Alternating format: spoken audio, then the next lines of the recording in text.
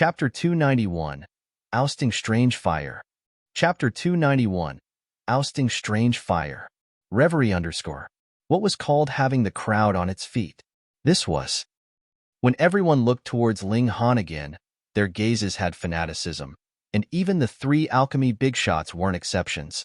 They placed the 7 turns break crisis pill into the jade bottle and reverently returned it to Ling Han, as if looking at a deity.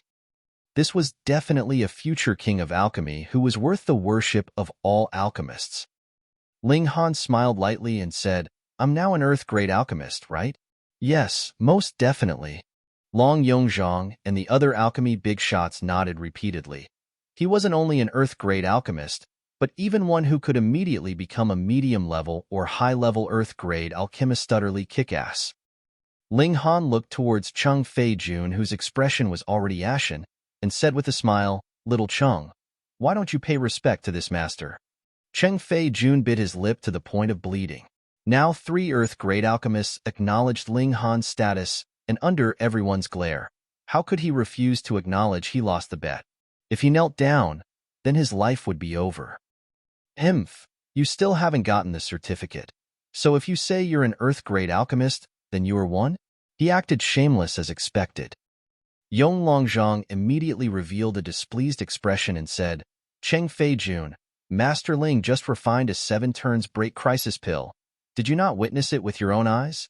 Besides, we 3 can prove it, and you still doubt Master Ling's status. What are you implying?" Cheng Fei-jun clenched his teeth and said, "No matter what, unless he takes out a certificate of an Earth-grade alchemist, I won't believe it in a million years."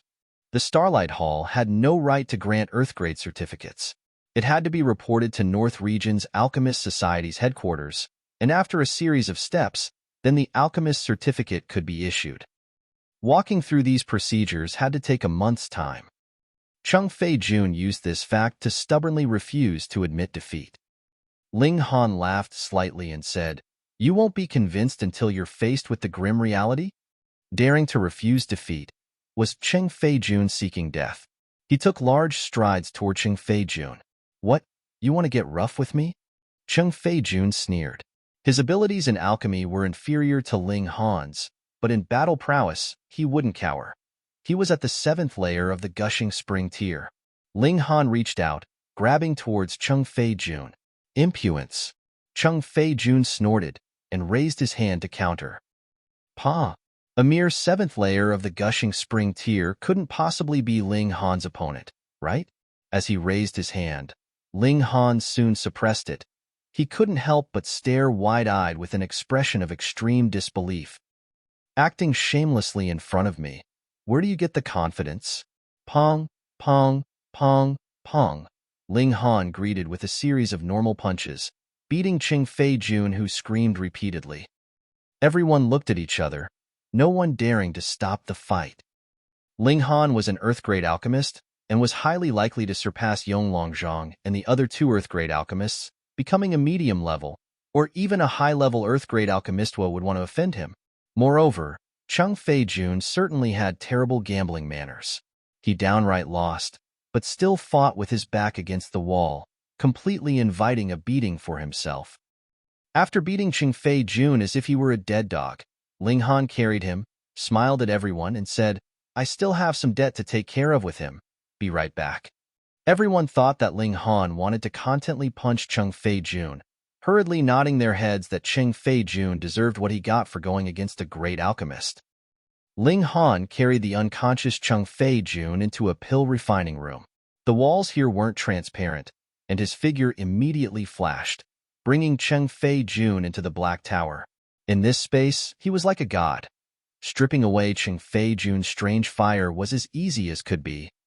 As expected, a ball of cyan flame immediately surfaced from within Cheng Fei-jun's body, and Ling Han's strange fire immediately revealed its excitement and sent a thought to Ling Han. "Yeah." It wanted to devour this ball of cyan flame. Ling Han swung his hand, and a crimson-colored strange fire instantly surfaced, diving towards the cyan flame without hesitation. The 2 balls of flames instantly started fighting. This was a battle between the strange fires. Whichever one would devour the other. enabling its own growth while the opponent would forever disappear. In a battle like this, Ling Han couldn't interfere even if he were the dictator here. However, Ling Han's strange fire was birthed from a shattering void-tier warrior's body. Its level was extremely high. Besides, the Black Tower also strengthened it, and its power increased drastically, soon letting it gain the upper hand. The two balls of strange fire started to fuse and the cyan flame began disappearing at a visible rate, while the crimson flame became brighter and brighter. Ling Han was done. He took Cheng Fei Jun out of the Black Tower, offhandedly throwing him to the side. If it weren't for the strange fire, why would he even bother to argue with a nobody?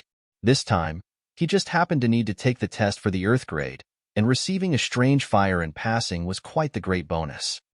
As he came to the large hall, Yonglong Zhang and the others were already waiting here, and all of them expressed a sign of respect towards Ling Han. Ling Han thanked them one by one, then brought Hunyo back to the inn, agreeing to return in a few days. He had to get the Earth grade certificate before he left, so he was certainly staying here for a while, but Yonglong Zhan and the other two Earth grade alchemists promised they would acquire Ling Han's certificate as soon as possible and wouldn't make him wait long. Zhu He Xian spoke about Ling Han advancing into the Earth grade to others, instantly making Guang Yuan and the rest stare dumbfounded. It had only been a few days, and Ling Han had advanced into Earth grade from high-level Black grade. Who could believe this? However, they immediately became excited following an Earth grade alchemist. Would they still worry about not having medicinal pills to take? Sigh. They were bound to be medicine decocting pots for other people to envy. They immediately called for a celebration for Ling Han. However, their true aim was food. Ling Han's fruits, vegetables, and meat were truly too delicious, making them keep thinking about them. Actually, they didn't even know Ling Han had a vegetable garden that could provide for the entire Rain country.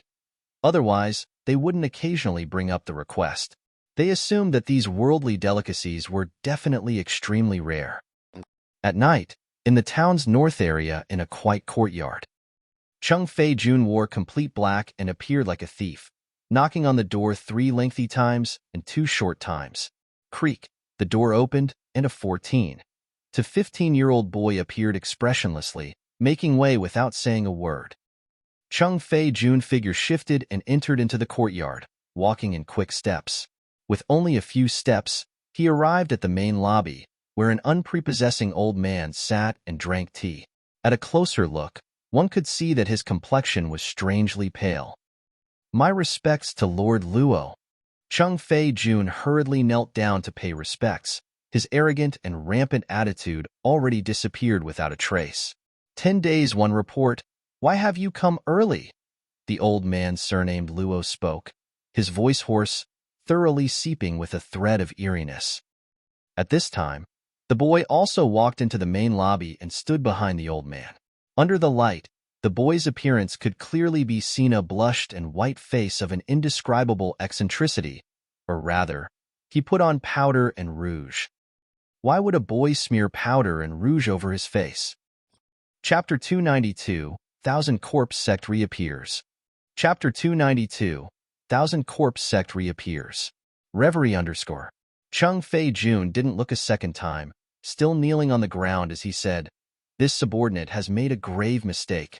Please punish me, Lord Luo." "What mistake did you make?" The old man surnamed Luo was still taking his time drinking the tea. Cheng Fei Jun clenched his teeth and said, "This subordinate's strange fire has been taken." "Pooh." The old man surnamed Luo almost spurted out a mouthful of tea. He stood up abruptly and said sternly, "You do know just how many resources and people it cost this sect to get you that strange fire? You do know just how many elders moved out and what it cost them to drive that strange fire into you. This subordinate knows, but this subordinate really had no way out." Cheng Fei Jun said with a lamenting expression. "What exactly happened? Tell this old man from beginning to end. Don't hide a sliver." The old man surnamed Luo calmed down. Yes.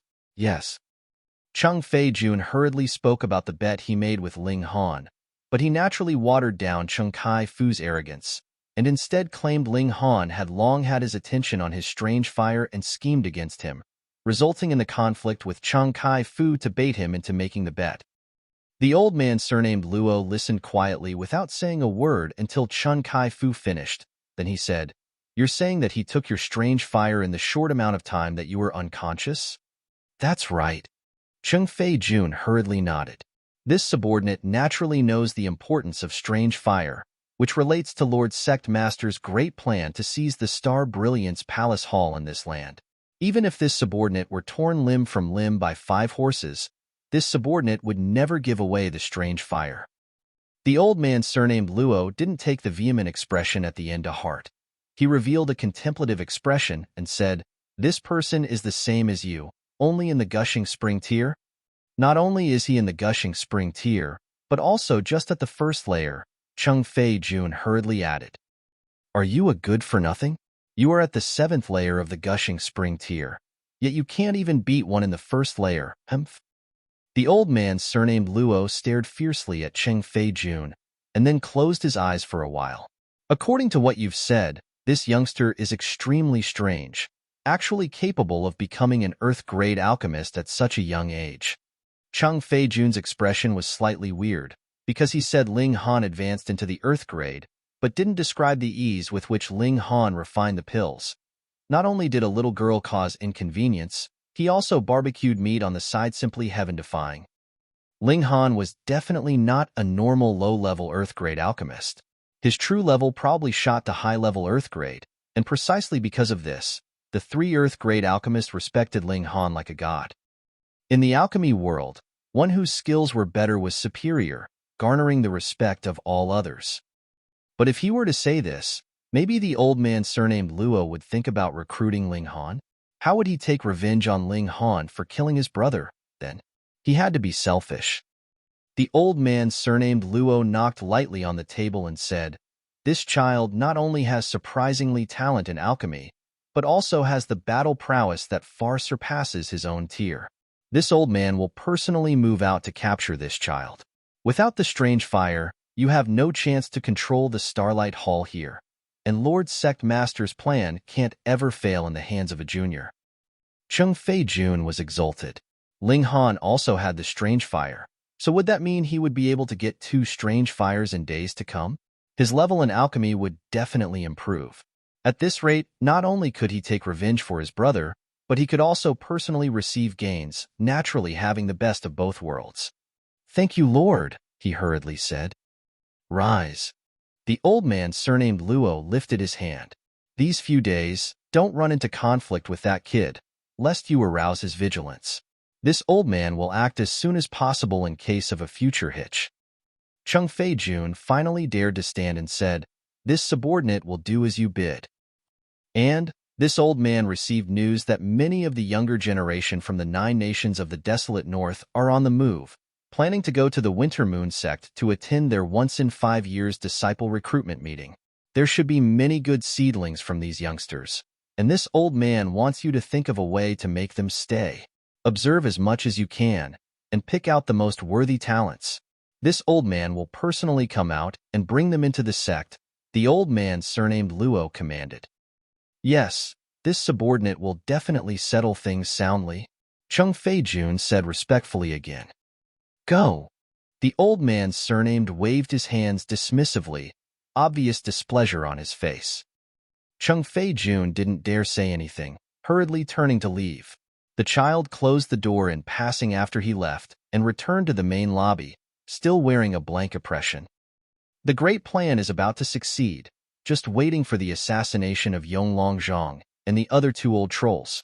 With Chung Fei-jun's prospects, he could control the Starlight Hall and execute Lord Sect Master's plans, releasing the altered medicinal pill with added corpse chi, making the 9 countries' martial artists refine themselves into corpse soldiers. These corpse soldiers will first devour countless mortals' flesh and blood, and battle and devour each other, as if breeding venomous insect one. At last, the one that is left will be the Corpse King, becoming a strong supportive power for us, the 1,000 Corpse Sect. Damn it, at a time like this a junior actually ran out, obstructing Lord Sect Master's plans. Humph, this boy cannot remain. This old man will personally move out tomorrow to take him down, forcing out the strange fire. Chung Fei-jun, that good-for-nothing, even having his strange fire taken in the Starlight Hall. What a true idiot. Whatever, this boy named Ling Han already became an Earth-grade alchemist. He needs to be eliminated. Otherwise, it will definitely affect Lord Sect Master's plans. After the old man surnamed Luo finished muttering to himself, he moved his gaze onto the boy on the side. A strange color surfaced in his gaze as he licked his lips like a snake and said, "My darling, the night grows late. We should go to bed." Hearing those words, the boy immediately revealed a vicious expression. He picked up the old man surnamed Luo, pressed him onto the table, and said fiercely, "Old B, TCH, just watch how I'll fuck you up." The old man surnamed Luo was face full of agitation, and without any resistance, he stuck up his butt. That scene was so beautiful that none would dare to look. After a day, Ling Han went to the Starlight Hall. He wanted to research some information. He wasn't sure about martial arts, but alchemy definitely was an incomplete legacy. The Starlight Hall should have some historic records on alchemy. Ling Han wanted to check them out to see just why was the legacy incomplete and how it happened. Moreover, he also wanted to know about that shattering Void Tier warrior, and just what brought on the siege of Jiang Yufeng and several hundreds of Heaven Tier warriors, just what exactly was hidden behind that event. Although he hadn't received a certificate, everyone at the Starlight Hall treated him as an Earth-grade alchemist. He wanted to research the historic materials, and who was going to stop him? He entered the library building, which had 7 massive bookshelves filled with all sorts of information. Ling Han started to flip through the books, searching for what he wanted. Very quickly he frowned, because all detailed records of history started from 8,000 years or so ago. Strange. Chapter 293, Historic Records. Chapter 293, Historic Records. Reverie _ According to the historic records, 9,000 years ago, a calamity befell the vast lands, killing many strong cultivators and resulting in the destruction of martial arts and alchemy legacies. After several hundred years of chaos, the vast lands were finally reconstructed, forming the modern-day layout. Ling Han saw his own name in the records. In his previous life, he was also known as the Grandmaster of Alchemy, innovating the 3 fire guide technique, which sadly seemed to have been lost. However, his 2 disciples' names that learned alchemy from him weren't in the historic records. Not only them, but also Jiang Yufeng and Cheng Rui Jing, the 2 martial arts disciples, were not mentioned, as if they never appeared in this world. Moreover, Ling Han didn't see Sword Emperor and Heavenly Phoenix Divine Maiden's biographies. Before, he thought Sword Emperor and Heavenly Phoenix Divine Maiden were strong, but now thinking about it, their sect masters were probably titans that were terrifyingly shocking. Azura Demon Emperor recognized the 3 styles of black origin and kept crying out Heaven's Sword Sect this and that. Azura Demon Emperor came from the divine plane, so Heaven's Sword Palace should be a force in the god realm. With a sword art like the 3 styles of black origin in the Heaven's Sword Sect, could it be assumed that Heaven's Sword Sect was Heaven's Sword Palace's branch in the vast lands? If this assumption was correct, then Sword Emperor should have at least found the way to break through to the shattering Void Tier, even advancing further and ascending to the divine plane. Then, Sword Emperor should have been a dazzling figure in the world, shining over an entire generation. So how could there not have been even half a record? It truly made him unable to understand. The huge chaos 9,000 years ago, could it have been caused by besieging that shattering Void Tier warrior by Jiang Yufeng and the others? However, if Heaven's Sword Sect could communicate with the divine plane, would it have turned out so tragically to the point of using the lives of several hundreds of Heaven Tier warriors for suppression? Ling Han placed the ancient record down and started rummaging through the geography section and the layout of different forces. The strongest in the North region was only the spiritual infant tier, and setting this aside for now, the other 3 regions South, East, and West were slightly stronger, boasting Heaven Tier cultivators. The amount was quite a lot, at least in the open. Every city had 10 or so such strong cultivators that far surpassed Ling Han's previous life's power. Could it be that in my previous life, I was born in the twilight of a martial arts age, so that in the entire world there were only 7 Heaven Tier cultivators, and counting in a force like Heaven's Sword Sect, the amount of Heaven Tier warriors couldn't possibly be that many, right? However, only after several hundred years, martial arts welcomed an explosive, prosperous age, and at least several hundred Heaven-tier warriors were born, fight a shattering Void-tier opponent desperately to death.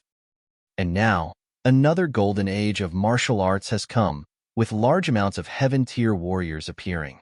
Could it be that another massive calamity is coming? Ling Han rubbed his nose and continued reading on. The middle state was the strongest in martial arts ability, and it was said that there were shattering Void-tier warriors protecting it. If it was when Ling Han was just reborn, he would definitely have cried out. A living shattering Void-tier warrior actually appeared. However, he even saw a living god spirit, so someone in the shattering Void-tier seemed not to be much. As to how many shattering Void-tier warriors were in the middle state, no one knew, but Ling Han found the records of the Heaven's Sword Sect. This force was one of the strongest sects in the middle state, boasting shattering Void-tier warriors. This Heaven's Sword Sect, was it that Heaven's Sword Sect from his previous life? Ling Han felt that it should be. So, if he could go to the Heaven's Sword Sect to read through the ancient records, then he would definitely be able to find the beginning and end of that chaos 9,000 years ago. However, this sect doesn't seem to accept disciples, otherwise I could blend in with the Black Tower's cover, and with blood-sucking origin gold, I could enter any treasure vault and open any lock. And Cloud Phoenix sect that Heavenly Phoenix Divine Maiden was in is also erected in the middle state. Same goes with Setting Sun Saber Emperor's Absolute Saber sect. Yes, after my tier is a bit higher, I must go check out the middle state. After Ling Han flipped through for a while, he got up and left. He solved a few of his doubts, but the unsolved mysteries increased in numbers, making him feel very gloomy. Ling Han inquired the information on the remaining 3 ingredients of Restore Spirit Pill, but the Star Brilliance Palace Hall didn't have them as expected. These 3 ingredients were all Earth-grade materials, so it was normal for the Star Brilliance Palace Hall not to have them. After all, this was just the headquarters of Heaven's Medicine Pavilion in the 9 nations of the desolate north. It was almost certain that if he went to a large city in the heart of the desolate north, then the Heaven's Medicine Pavilion there would definitely have those 3 medicinal ingredients. Ling Han left the Star Brilliance Palace Hall and walked towards the inn, but he soon felt a shred of unease. Someone was tailing him. Ling Han was immediately certain. He had the Heaven-tier divine sense, which was extremely keen. After being stared at a few times, he naturally would feel a reaction. However, he temporarily didn't know who followed him. Ling Han remained calm and collected, starting to walk towards a place where there were fewer streams of people. After walking for half an hour, he arrived at a turn and his figure flashed, entering the Black Tower. Soon after, an old man's figure appeared.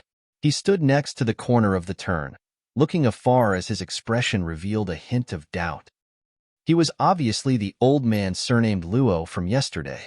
Due to the strange fire's importance, he started moving on the second day, watching Ling Han's movements to find a chance to make a move. It originally went well, as Ling Han actually walked towards a place where there were fewer people.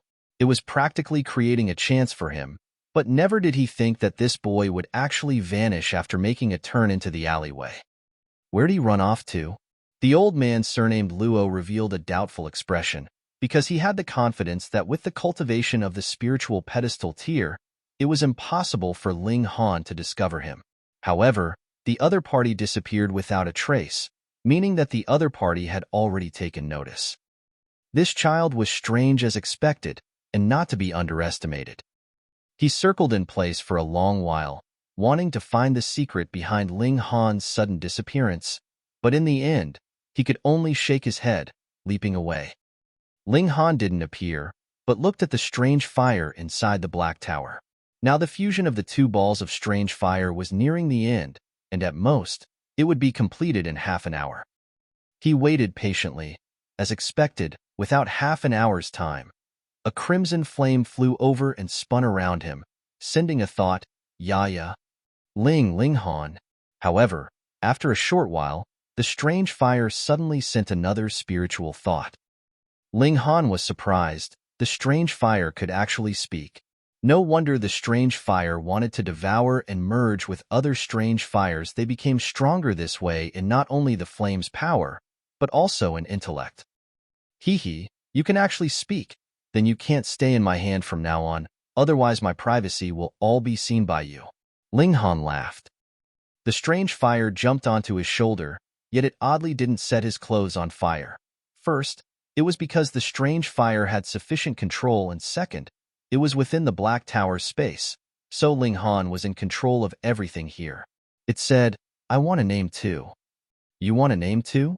Ling Han scratched his head and said, naming isn't my strength, but since there's already Small Tower, you can be called Small Fire. Small Fire, I'm Small Fire. Strange Fire didn't seem to mind, and seemed to be extremely happy after receiving a name, starting to jump on Ling Han's shoulder. Chapter 294, Going Blind. Chapter 294, Going Blind.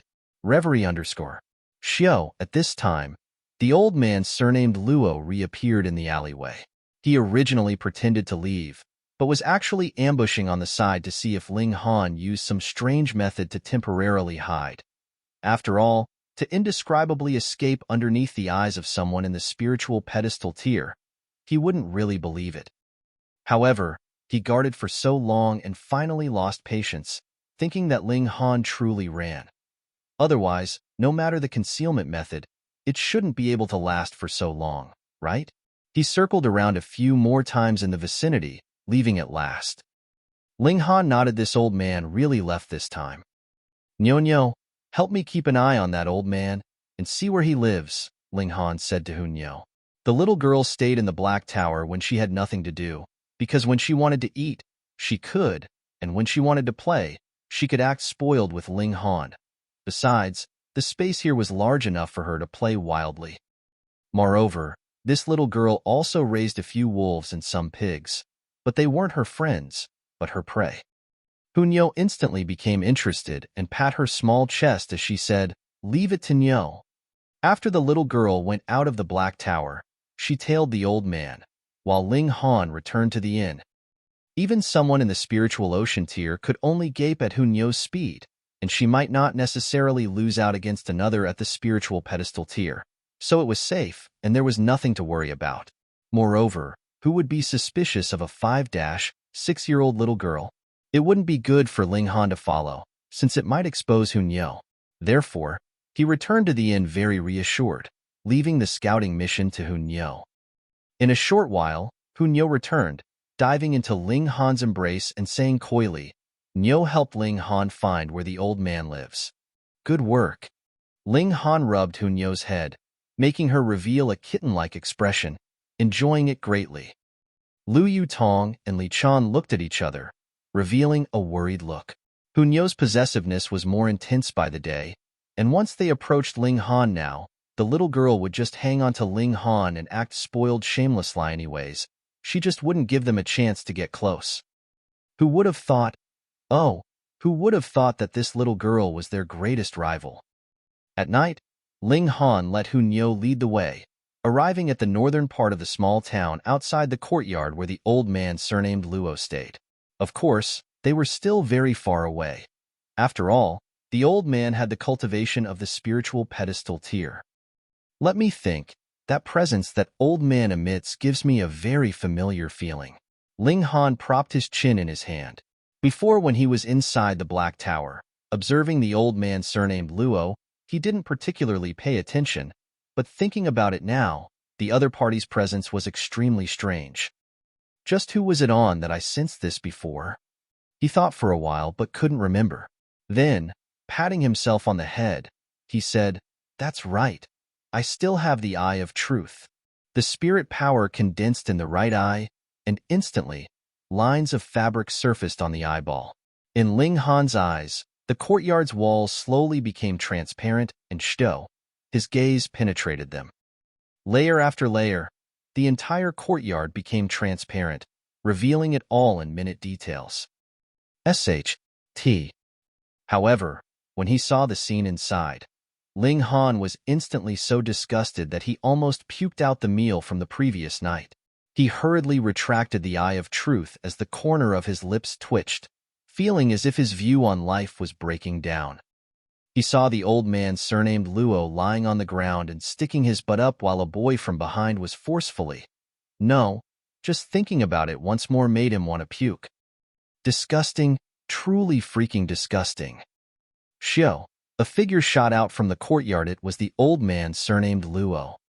He was just in the zone, but he suddenly felt a gaze that fixed on him, making him greatly shocked. He hurriedly pulled up his pants and jumped onto the perimeter walls, sweeping his eyes over the surroundings. Ling Han already brought Hunyo into the Black Tower, so he naturally couldn't find anything, only thinking that he had blurred vision. He jumped back into the courtyard, and naturally a great battle awaited him there. That blinded my freaking eyes. Ling Han ridiculed. No, I have to wash it with water, otherwise I'll have post-traumatic disorder for the rest of my life. How could there be such disgusting deeds? I must use the eye of truth with caution from now on. Such a scene, if seen many times, I'll definitely die young. After being disgusted for a while, Ling Han calmed down and thought, strange, why would someone in the spiritual pedestal tier live in seclusion here? Why follow me? I just arrived here, so it's not possible for me to have offended anyone. There's only Cheng Fei Jun. Could the two be related in some way? Could it be that Cheng Fei Jun's one of this old man's gigolos? Pa, that damned old man.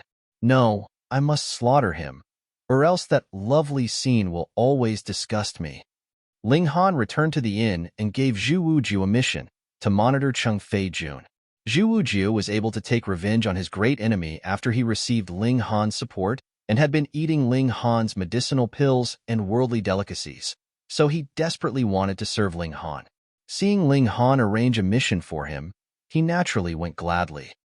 Ling Han, your complexion doesn't look too good, Lu Yutong and Li Xichan both said worriedly. Ling Han's expression now was as if he'd been run over by an old hag several hundred times. It was as dark as it could be. Ling Han waved his hands dismissively and said, "Don't make me remember it." Lu Yutong and Li Xichan were baffled. They couldn't possibly think of something that could scare Ling Han to this degree. Staying at the inn for a couple of days, Ling Han didn't go out at all, and instead worked on his foundation. He was now in the peak period of the 9th layer of the Gushing Spring tier, having the qualifications to charge into the Spiritual Ocean tier. But the problem was that his time in the Gushing Spring tier was too short, and refining demonic chi and absorbing the 100 poison jade ointment rapidly increased his cultivation. His foundation wasn't completely stable, and if he now broke through, it would be disadvantageous when he climbed up to the higher tiers hereafter. Therefore, Ling Han wasn't in a rush to break through, simply continuing to stabilize cultivation and planning to break through after around 2 months. A 17-year-old warrior in the Spiritual Ocean tier was still extremely surprising. Of course, this was already incomparable to Yin Tian Zhao, or the future who knew the little girl's potential was truly terrifying.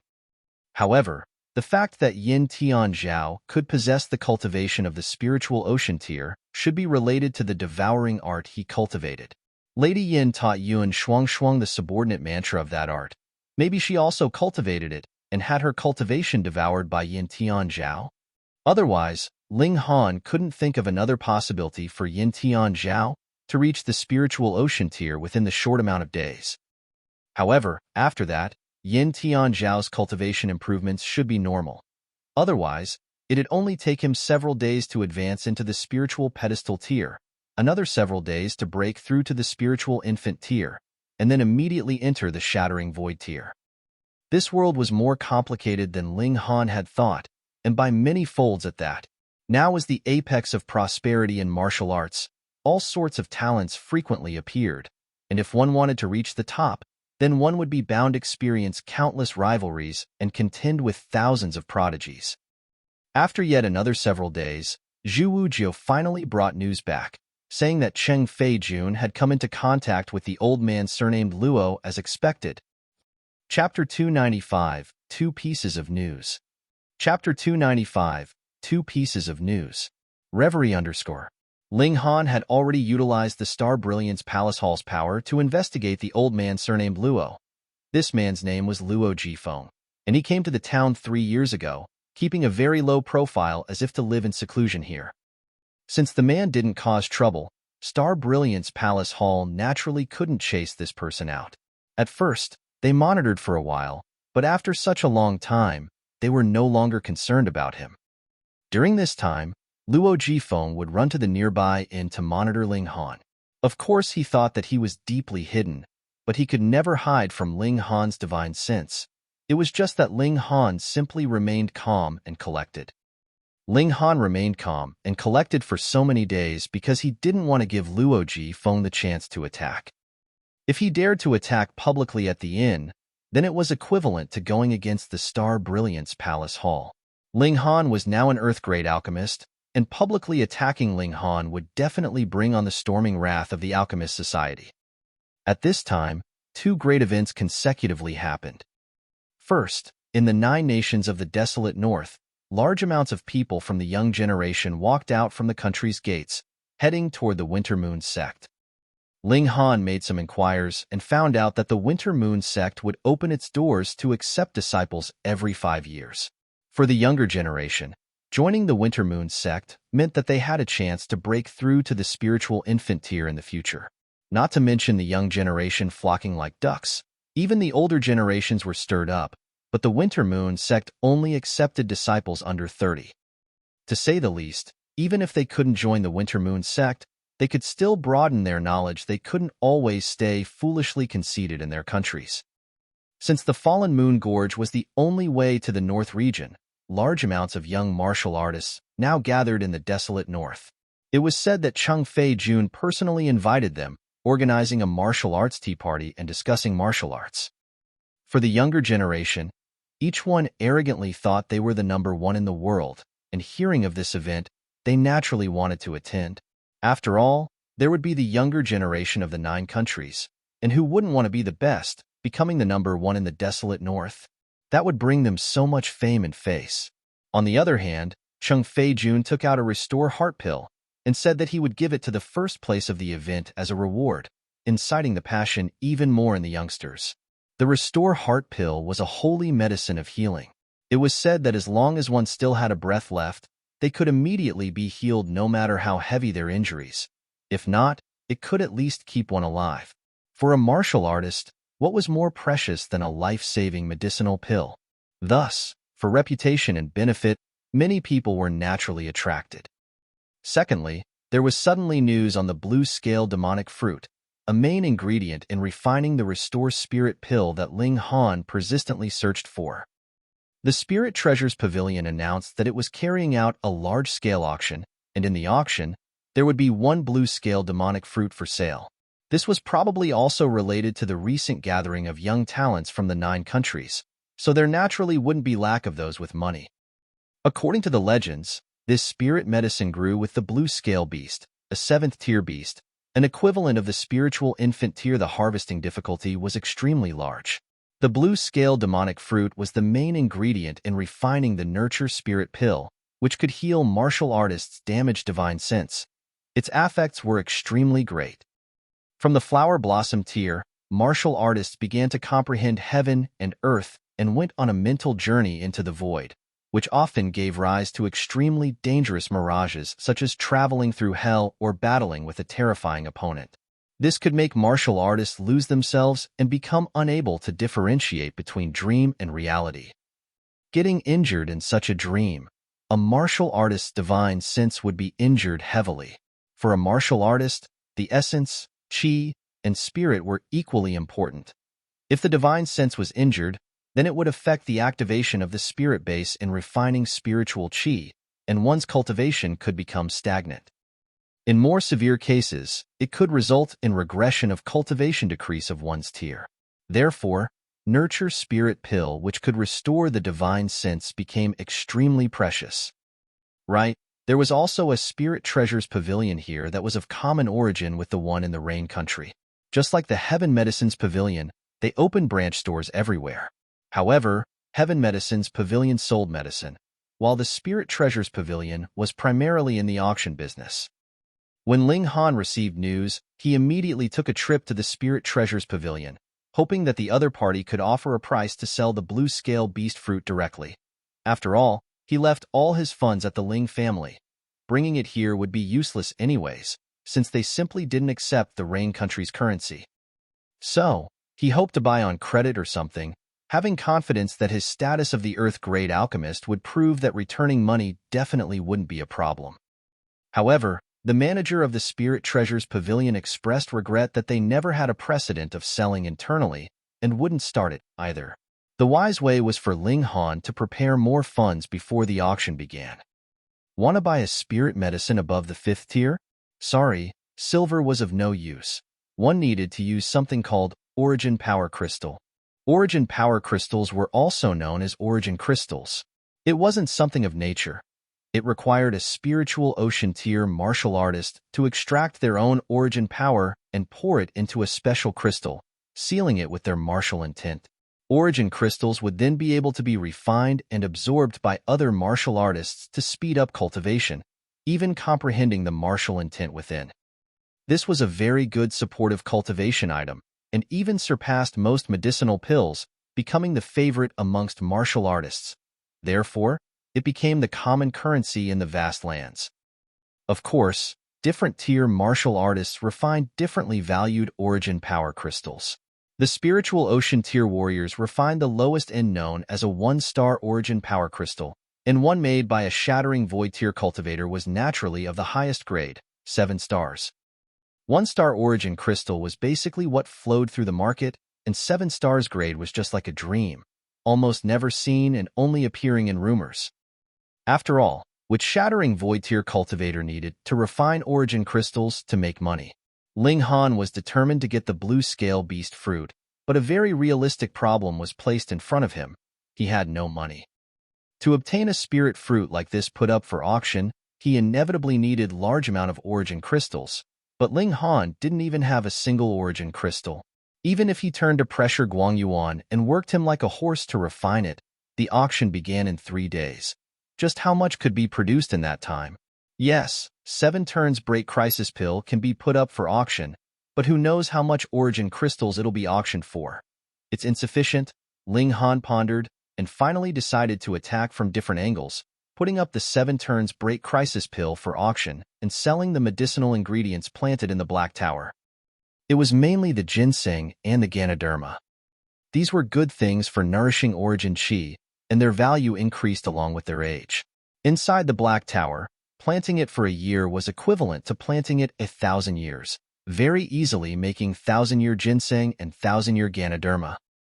Of course, it had only been 2 months or so since Ling Han opened the Black Tower, so he couldn't have a 1,000-year-old one. However, 100-year ginseng and 100-year Ganoderma were definitely hot consumer goods he didn't have to worry about not being able to sell. Things that nourished the body and the origin were loved by everyone. Not to mention those of the spiritual pedestal tier and the spiritual infant tier. Even the shattering void tier warriors wouldn't mind eating it often. For example, who could resist a ginseng pheasant stew, something both delicious and nourishing? Ling Han didn't know how many acres of ginseng and Ganoderma he planted, so he didn't care about taking a few acres worth of them to sell. Because he didn't want to expose the secret of the Black Tower, Ling Han planned to first return to dig up the ginseng and Ganoderma, process it, then take it out. Otherwise, if it was directly thrown out of fresh mud, then it would truly cause people's suspicions. A spatial tool that could take in living things? Fuck. Maybe even a warrior of the shattering void tier would be interested, and at that time, even the title of an Earth-grade alchemist couldn't possibly protect him. Chapter 296, Gathered Together at the Small Town. Chapter 296, Gathered Together at the Small Town. Reverie _. However, just as Ling Han returned to the inn, he met a few old friends. Qi Yongyi, Bailey Tengyuan, Li Dongyu, and the later generation of the 8 great clans of the imperial city like Zhao Huan, Qian Wu Yong, Huang Weizhe, and so on and so forth. These people were basically the future cornerstone of the Rain country in another 30 years. They all heard Ling Han became an Earth-grade alchemist, and after making some inquiries, they found out that Ling Han lived here and came over for a visit. An Earth-grade alchemist, 2-kick *SS, a first for the Rain country. Even if Rain Emperor came personally, he would only be on equal footing as Ling Han. Even those slightly weaker emperors would have to bootlick Ling Han. Since that was so and these youngsters knew that Ling Han was here, they didn't dare not to pay a visit and extend their greetings. Furthermore, to form a relationship with a super alchemist like this would truly be beneficial. Master Ling. Qi Yongyi and the others smiled, not daring to call Ling Han by name. Ling Han didn't care. His own friends naturally didn't need to be treated as strangers, but Qi Yongyi and Bailey Tongyun didn't pass his test. They were only acquaintances, so Ling Han didn't care whatever they called him. However, Ling Han wouldn't be petty either, as he took out the fruits and vegetables and the meat he grew inside the Black Tower to receive them. There were several low-tier beasts inside, but for receiving acquaintances, normal meat was enough. In a short moment, everyone ate plate after plate, and the scene went out of control as the other people inside the inn thought they were about to fight, almost running off to call the people of Star Brilliance Palace Hall. After a sumptuous meal, as martial artists, everyone couldn't help but be curious. Can Yi, you actually reached the 9th layer of the Gushing Spring tier? Zhao Huan looked at Can Yi somewhat surprised. Before this, he was always firmly on top of the other in cultivation. Now he just broke through to the 7th layer of the Gushing Spring tier, but Can Yi skyrocketed to the 9th layer of the Gushing Spring tier, so how could that not have greatly surprised him? Huh. Qian Wuyong and the others cried out one after another. The arduousness of the path of martial arts was taken one step and one footprint at a time. Certainly, the lower the tier, the more likely it was possible for skyrocketing to happen, but as cultivation was higher, the advancement became slower, like climbing a tall mountain. At first one could sprint, but reaching halfway up, one would be gasping for breath, needing to rest after a few steps. Can Ye's advancement speed completely surpassed their expectations. Can Ye kept silent, cold as usual, lightly rubbing the blade handle. In his eyes, no person was more important than the saber. Everyone was just momentarily shocked, but immediately came to a realization. Don't forget, Can Ye now followed an Earth-grade alchemist? With an Earth-grade alchemist chucking medicinal pills, could cultivation advancement not be fast?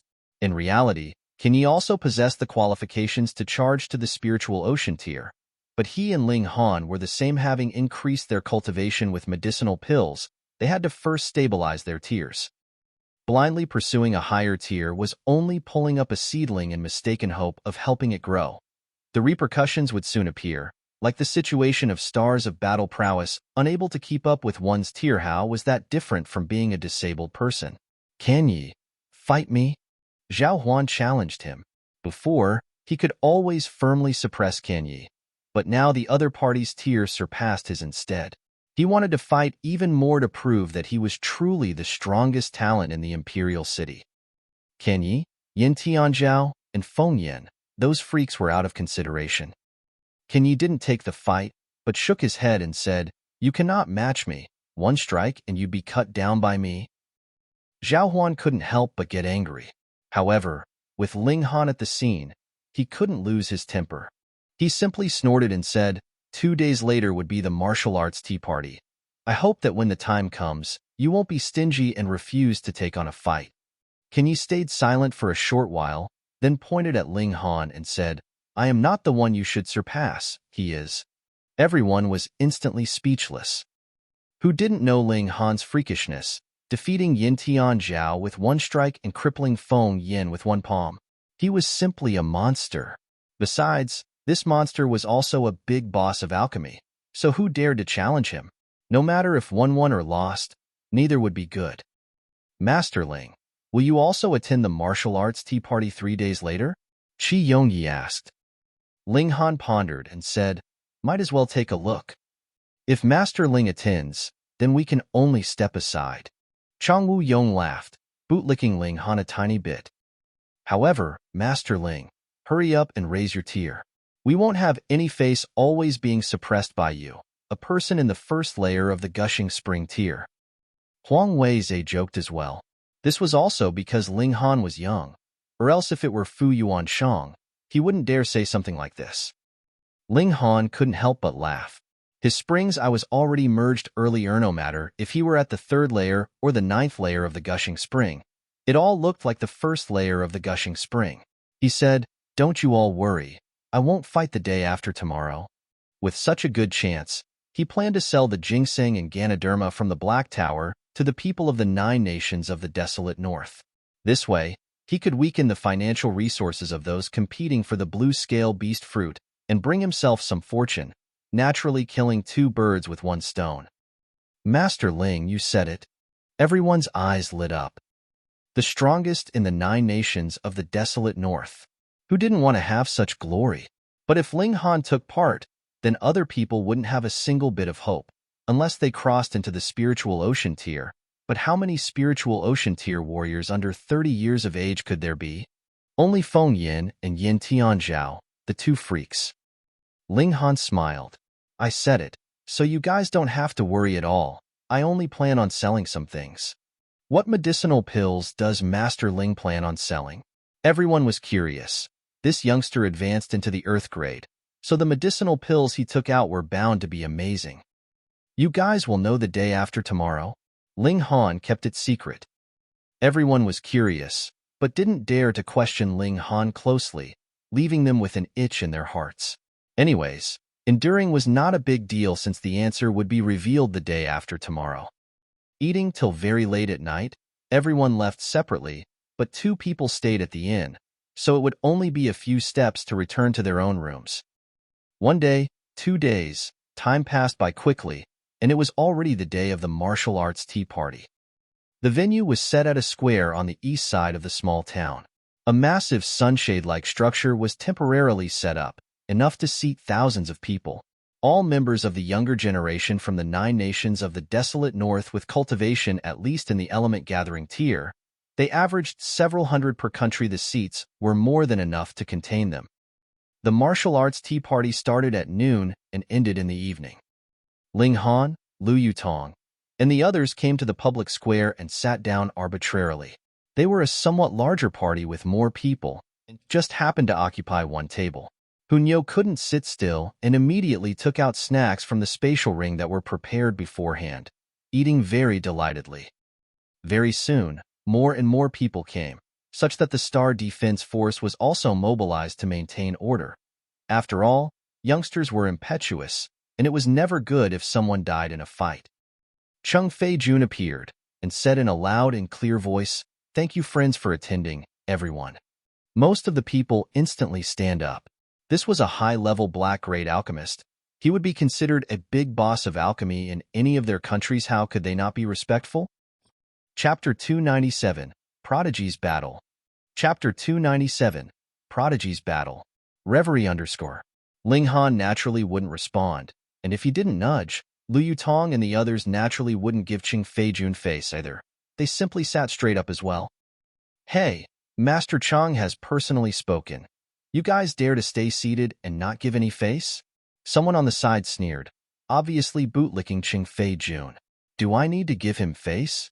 Zhu Wujiu immediately said. He naturally knew of Chung Fei-jun and Ling Han's conflict, glaring over at once. Great. Not only do you not respect Master Chang, but also publicly humiliate him. Looks like you guys are dead for sure. That person swept his gaze across each one of their faces, and when he saw Lu Yutong and Li Xichan's exceeding beauty, he was breathtaken as his eyes involuntarily tensed. Shut the hell up. To the side of that person, someone gave him a big slap on the face. You moron, do you know who he is? Ling Han, one who just advanced and became an Earth-grade alchemist. If you want to die, then die on your own. Don't involve us. Pooh, that person instantly spurted out, and his expression turned dreadfully pale at once. He and Chung Fei-jun were total strangers, honestly. He wanted to become acquainted with Chung Fei-jun, but the latter might not even pay attention to him. Wasn't that why he took this chance to stir things up to bootlick Chung Fei-jun and form a relationship with him? Great. This bootlick didn't work, and he instead offended an Earth-grade alchemist. Wasn't that seeking death? Ling, Master Ling, I am blind as a bat. Please forgive me, he hurriedly said in a quivering voice. Ling Han waved his hands dismissively, as he naturally wouldn't care about a nobody like that. That person was as if he'd received a great pardon, hurriedly nodding his head towards Ling Han, but dared not to stay there anymore. After he sat for a short while, He got up and left, afraid that Ling Han would suddenly make him pay his for his rudeness. Everyone, today will mainly be tea tasting and discussion of martial arts. Drinking tea in harmony takes first, and as for sparring, stop when meaning is conveyed. Chung Fei-jun said with a smile, then took out a pill bottle, displaying it all around. This is Restore Heart pill that will be rewarded to the one who takes the first place today.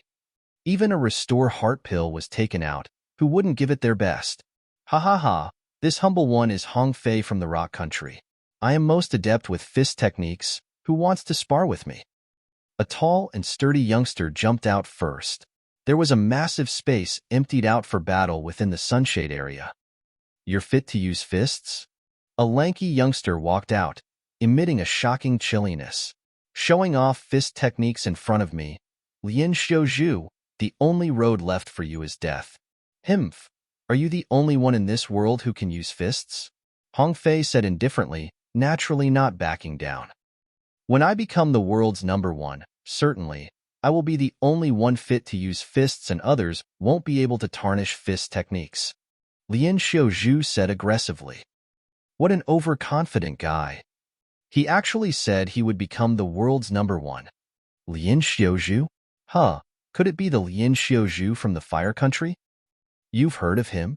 This person is known for being a fist maniac. It's rumored that he only knows one style of fist technique, which is the most common Black Tiger Tears Heart, and one he cultivated it for dozens of years. PFF, are you joking? Just cultivating the Black Tiger Tears Heart? That can't even be called a yellow grade technique. It certainly is so, but it's rumored that this person is the #1 amongst the younger generation in the Fire Country, defeating all of the Fire Country's elites. Even the current Fire Emperor has praised him endlessly, conferring upon him the title Fist Marquis. He's really that strong? Everyone cried out. To be able to be acknowledged and praised by the Fire Emperor, and even being conferred the title of Marquis upon, Lin Xiaozhu's strength should be beyond average. Hong Fei naturally heard it, and a sense of fear arose within him. Although he was very strong amongst the younger generation, he had no qualifications to attract Rock Emperor's attention, receiving the title of some Marquis or Count. You're not fit to use fists. Lin Xiaozhu already launched an attack, a simple Black Tiger Tears Heart that conformed to the norm but boasting a massive and thick wave of qi, as if a great master of fist technique appeared to perform it. Pong! Although Hong Fei launched his ultimate technique, he was absolutely no match for this fist and was instantly sent flying, lying on the side and coughing out blood. Very impressive. Hong Fei was at the 5th layer of the Gushing Spring tier, yet he couldn't even parry one fist. Lin Xiaozhu was certainly strong, living up to the Fire Emperor's evaluation. Brother Lin is strong as expected. This humble one wants to consult you. Immediately, a person leapt onto the field. This was a 23 or 24-year-old young male. His physique was slender and a long saber hung by his waist, emitting a stunningly acute presence. Lin Xiaozhu's eyes lit up and he said, "Since you don't use fists, I can spar with you." Well, this guy was certainly a fist maniac. If the others used fists, then he would just send them flying. But those who didn't use fists could spar with him for a bit. This humble one is Hua Gao Yi, also from the Fire Country, this saber user said proudly. Everyone involuntarily murmured an "oh," so he was also from the Fire Country. No wonder he jumped out to spar with Lin Xiaozhu. Now that the 9 countries' martial artists were discussing martial arts, no one wanted their own countrymen to be defeated. There was no glory in that. Right? Please, please. Lin Xiaozhu and Hua Gao Yi immediately carried out a fierce battle. Fist Qi and Saber Qi clashed, and the battle already reached a climax from the very beginning. As expected, Lin Xiaozhu only used the Black Tiger Tears Heart back and forth, but he used it with much charm and grace. Every punch held a different concept, and its power was shocking. Interesting. Ling Han revealed a faint smile. How's it interesting? Lu Yutong and the others asked one after another. Even Guang Yuan wasn't an exception, because he also couldn't see what aspect was interesting. Ling Han laughed, pointed at Lin Xiaozhu and said, "He probably cultivates an unusual art that has the effect of raising battle prowess. and the side effect of it is that he can no longer cultivate other skills as they would come in conflict with that art. Thus, he only used the Black Tiger Tier's heart back and forth, yet its concept is changing constantly and is very miraculous. There's such an art? Everyone was baffled. In the vast world, there are naturally all sorts of rare and peculiar arts. Moreover, this person's expertise is in one punch it just so happens to remedy the weakness of being unable to cultivate other skills. Sometimes, simplistic doesn't mean mediocre, Ling Han said leisurely. Just like Imo Gao, who was also extremely focused on cultivating the sword and had absolutely not cultivated any sword skills, yet almost realized sword heart, simplicity never represented mediocrity. The young man before their eyes had a different way to reach the same result, but he was still very far from sensing fist heart, only stepping onto this road. Kenyi revealed an intense fighting spirit and said, "In a bit, I want to challenge that Hua Gao Yi." He was also a saber user, and seeing Hua Gao Yi's splendid saber skills, he couldn't help but feel an itch in his heart, only wanting to battle. Ling Han observed for a while and said, "You will have a chance. Hua Gao Yi's strength is not below Lian Xiuzhu's, and this battle will probably end in a draw." He also clicked his tongue in wonder. Prodigies showed up frequently among this generation's youngsters, making him somewhat surprised. Chapter 298, Selling Ginseng and Ganoderma. Chapter 298, Selling Ginseng and Ganoderma. Reverie _ Lian Xiuzhu and Hua Gao Yi battled fiercely. The two were at two extremes. One was an expert in fist intent, only one punch back and forth, while the other was magnificent in saber techniques, with infinite changes. Who knew how many saber techniques he learned? One extremely simple and one extremely mixed, yet each could increase battle prowess far beyond one's own tier. They were both in the 9th layer of the Gushing Spring tier, although their battle prowess hadn't reached a level so exaggerated as the Spiritual Ocean tier. It was at least 15 stars. Normally, it was not bad if one's battle prowess surpassed one's tier by 2 stars, and having 3 to 4 stars could be called a genius, while 5 to 6 stars was definitely a super genius. In Ling Han's previous life, geniuses that surpassed 5 stars were considerably rare, but only freaks like Sword Emperor and Heaven Phoenix Divine Maiden could surpass 10 stars. However, in this life, Ling Han had already seen several geniuses that surpassed 5 stars, and there hasn't been anyone with 10 stars yet, but that was limited to the 9 nations of the desolate north. Who knew how many geniuses were left in the north region, which was also the weakest area in martial arts? No, there was a freak that surpassed 10 stars. One who knew. He forgot about the little girl since she always stuck to his side. He subconsciously forgot her. After fighting for 10 minutes or so, Chung Fei-jun stopped the battle. He had the mission to find the brightest ones today, so he naturally couldn't watch these two fight till dark. Under his directions, everyone stepped forward to challenge others. Since the field was large enough, several people carried out fierce battles at the same time. Everyone naturally could see which battles had more value.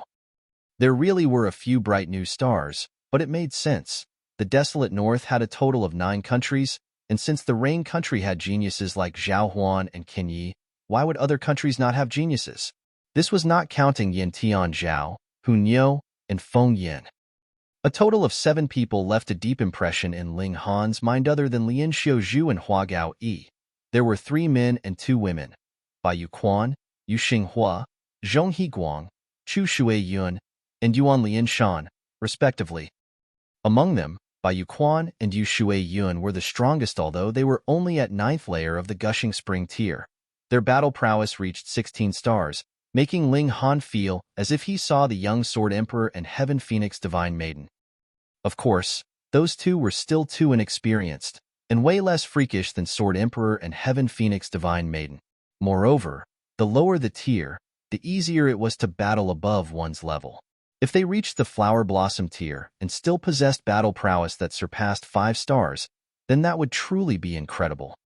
Kenyi and Hua Gaoyi fought sparred in the end. While Kenyi had a slight upper hand, if it were a life and death match, then it would be hard to say what the final result would be. Sparring was sparring after all, and no one would truly use his or her ultimate moves. Haha, everyone, stop for a moment, drink some tea, eat some desserts, and continue sparring afterwards. Chung Fei-jun stood up again and stopped the sparring monetarily, then had people serve up desserts and the like. Ling Han gave Zhu Wuju a sign. Zhu Wuju immediately stood up, carrying a large wicker basket on his back, and began to shout, "Selling ginseng and Ganoderma! Selling ginseng and Ganoderma!" Pooh!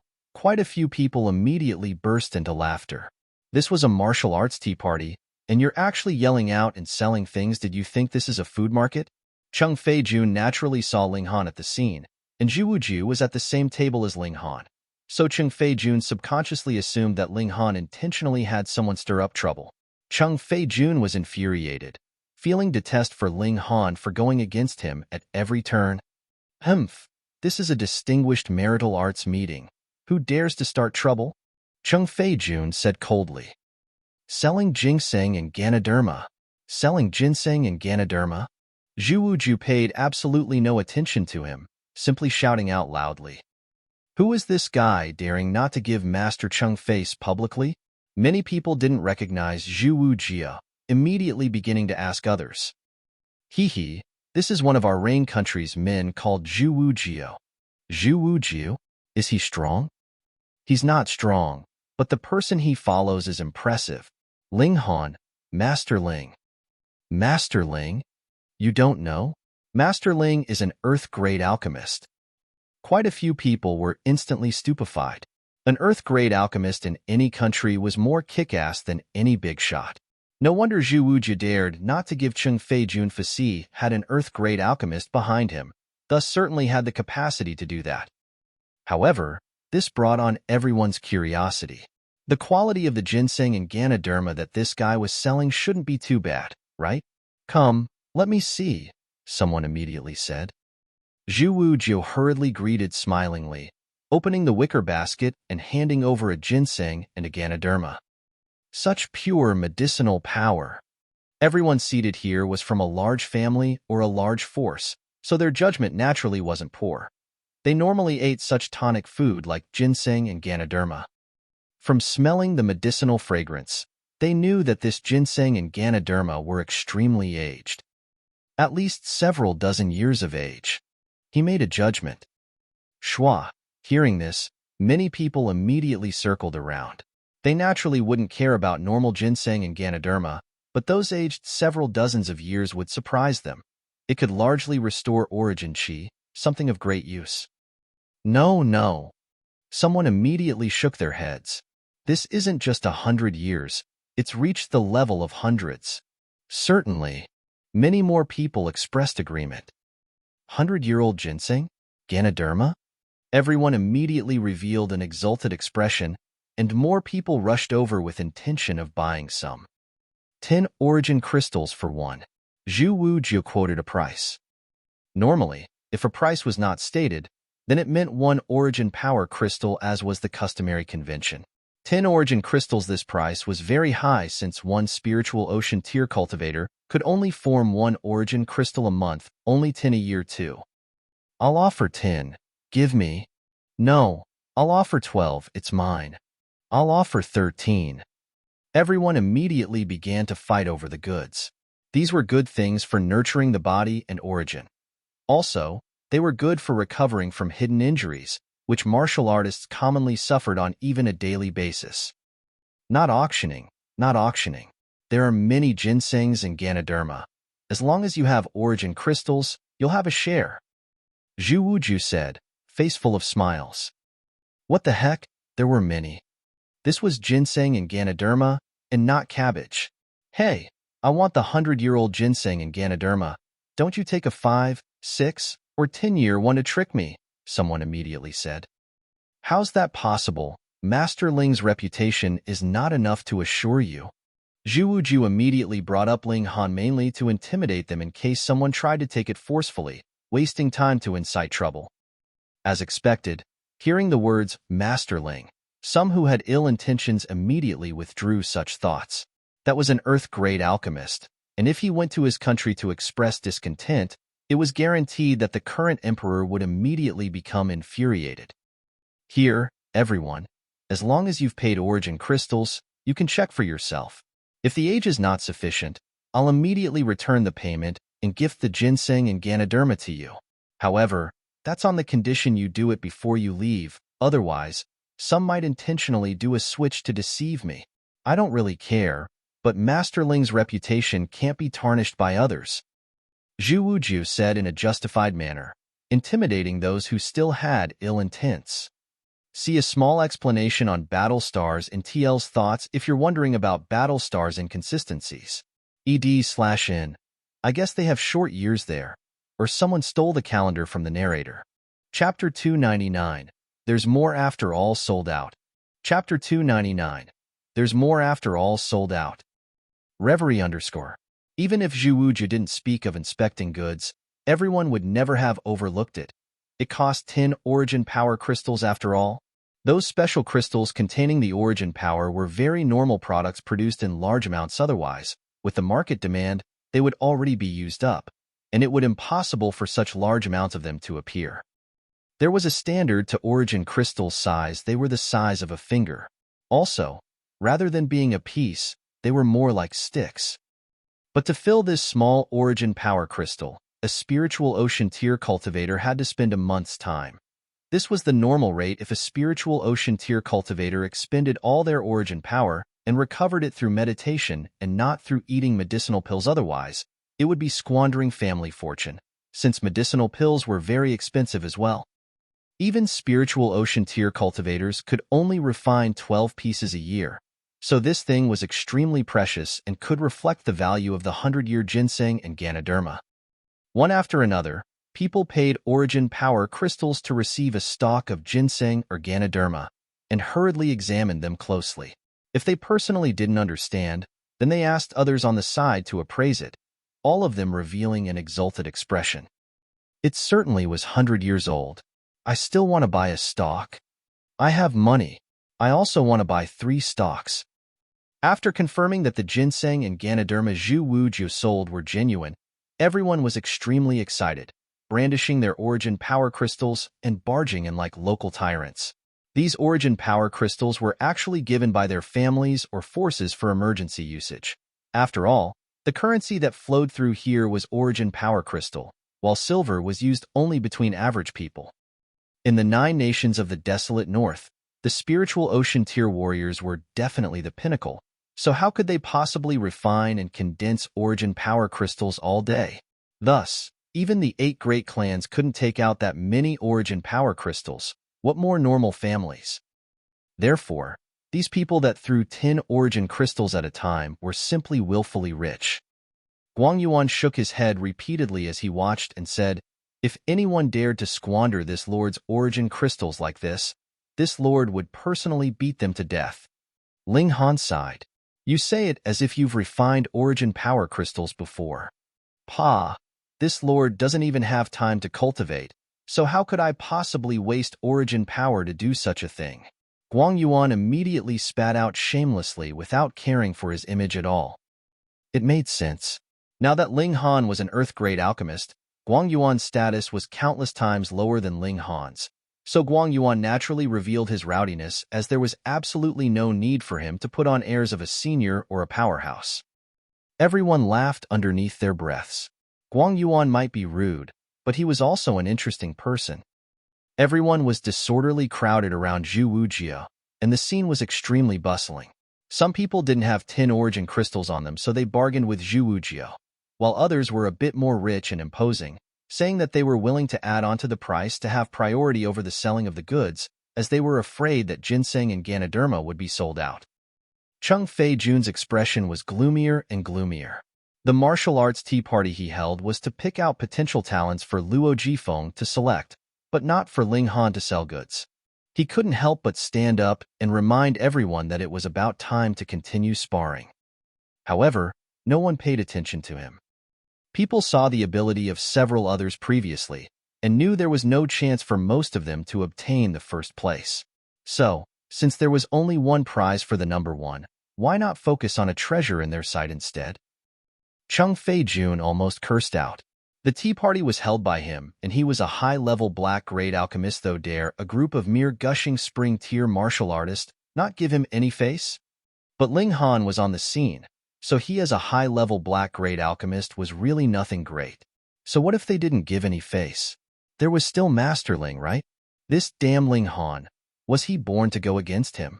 Cheng Fei-jun slumped into his seat, his gaze filled with fury. He was even feeling hate for Luo Jifeng now.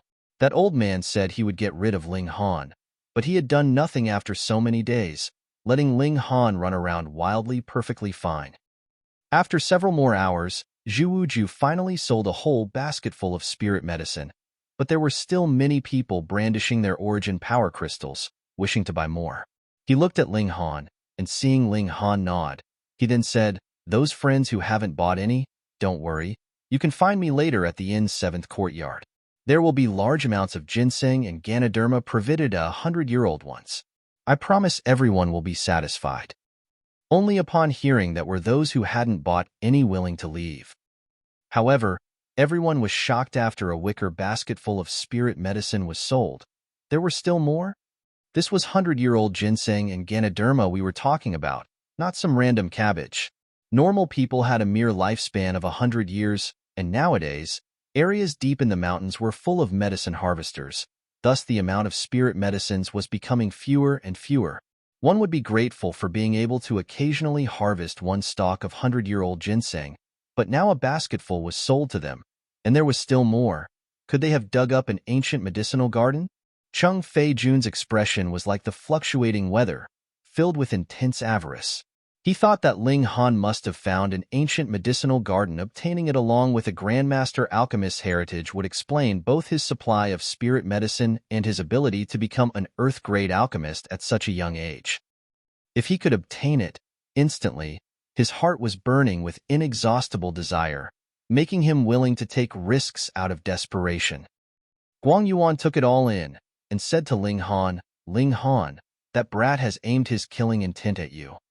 Ling Han laughed lightly, and said, "No matter, a mere clown.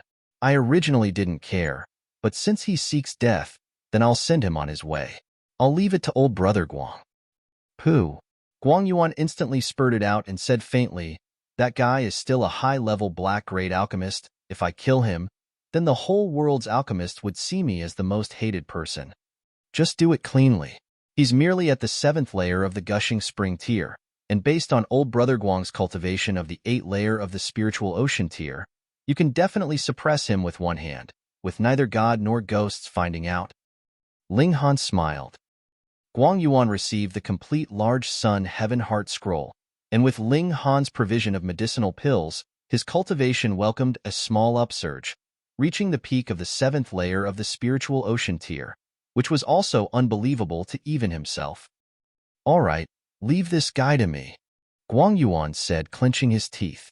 He received so many benefits from Ling Han, yet hadn't truly done anything for him, making him feel obliged to do something. Ling Han nodded. He truly didn't care for Cheng Fei-jun. As for Luo Jifeng, who almost blinded his eyes, he hadn't gone to peak again, so he didn't deeply understand this person. That old man's presence gave him a familiar feeling, but he couldn't quite put his finger on it. Chapter 300. An elite cultivator suddenly appears. Chapter 300.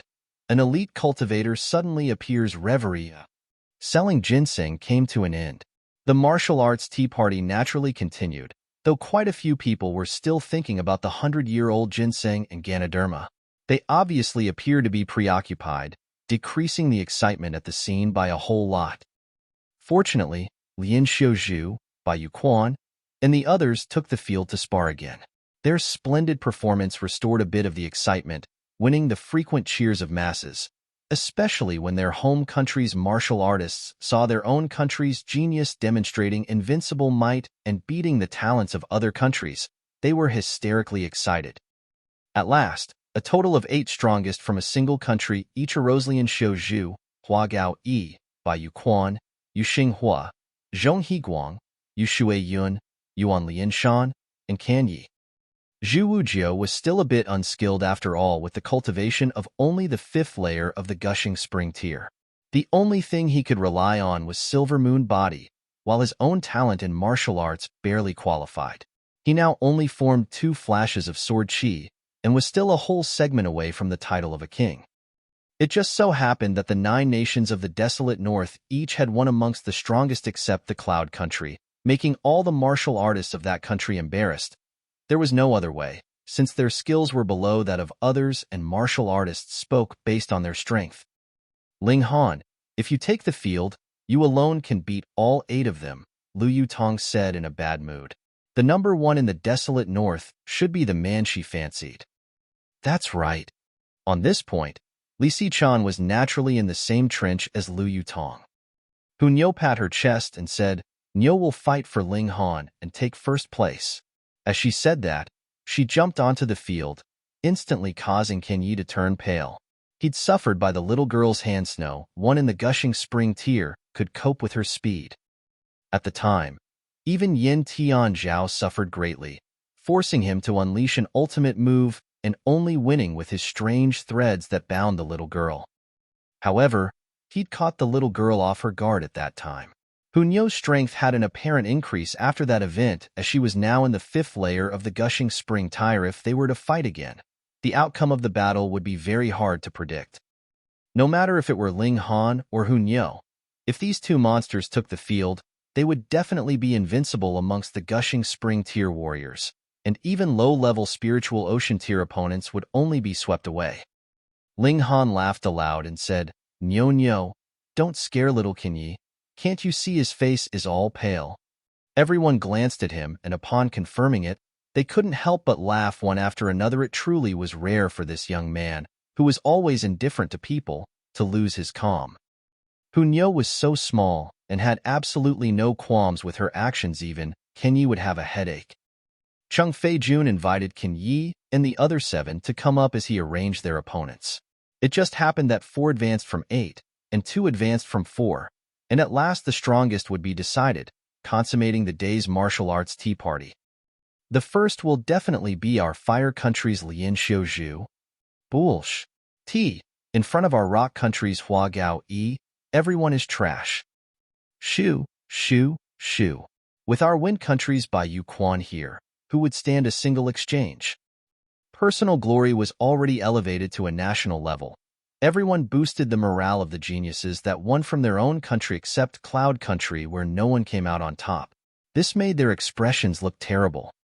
Lu Yutong and Li Xichan were very out of sorts. The one that should be in the limelight was Ling Han, and if he entered the fight, who would be his match? The quarterfinals should originally be carried out one by one, but Zhu Wujio started selling in the middle of the party. This delayed everything a lot, and now the 4 matches had to be carried out together. Ping, ping, pang, pang. The 8 people split into 4 groups and started to fight. The scene was extremely intense, instantly attracting everyone's attention, making them cry out from time to time and expressing acclaim for his or her performance. This trip truly wasn't for nothing, being able to see such splendid fights.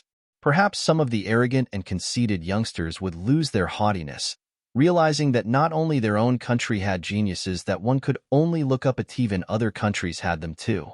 Ha ha ha ha, the mole crickets of the desolate north dare to hold a martial arts tea party, absurdly discussing martial arts. Truly laughable. A sharp voice resounded as a youngster took large strides, approaching with an expression of disdain.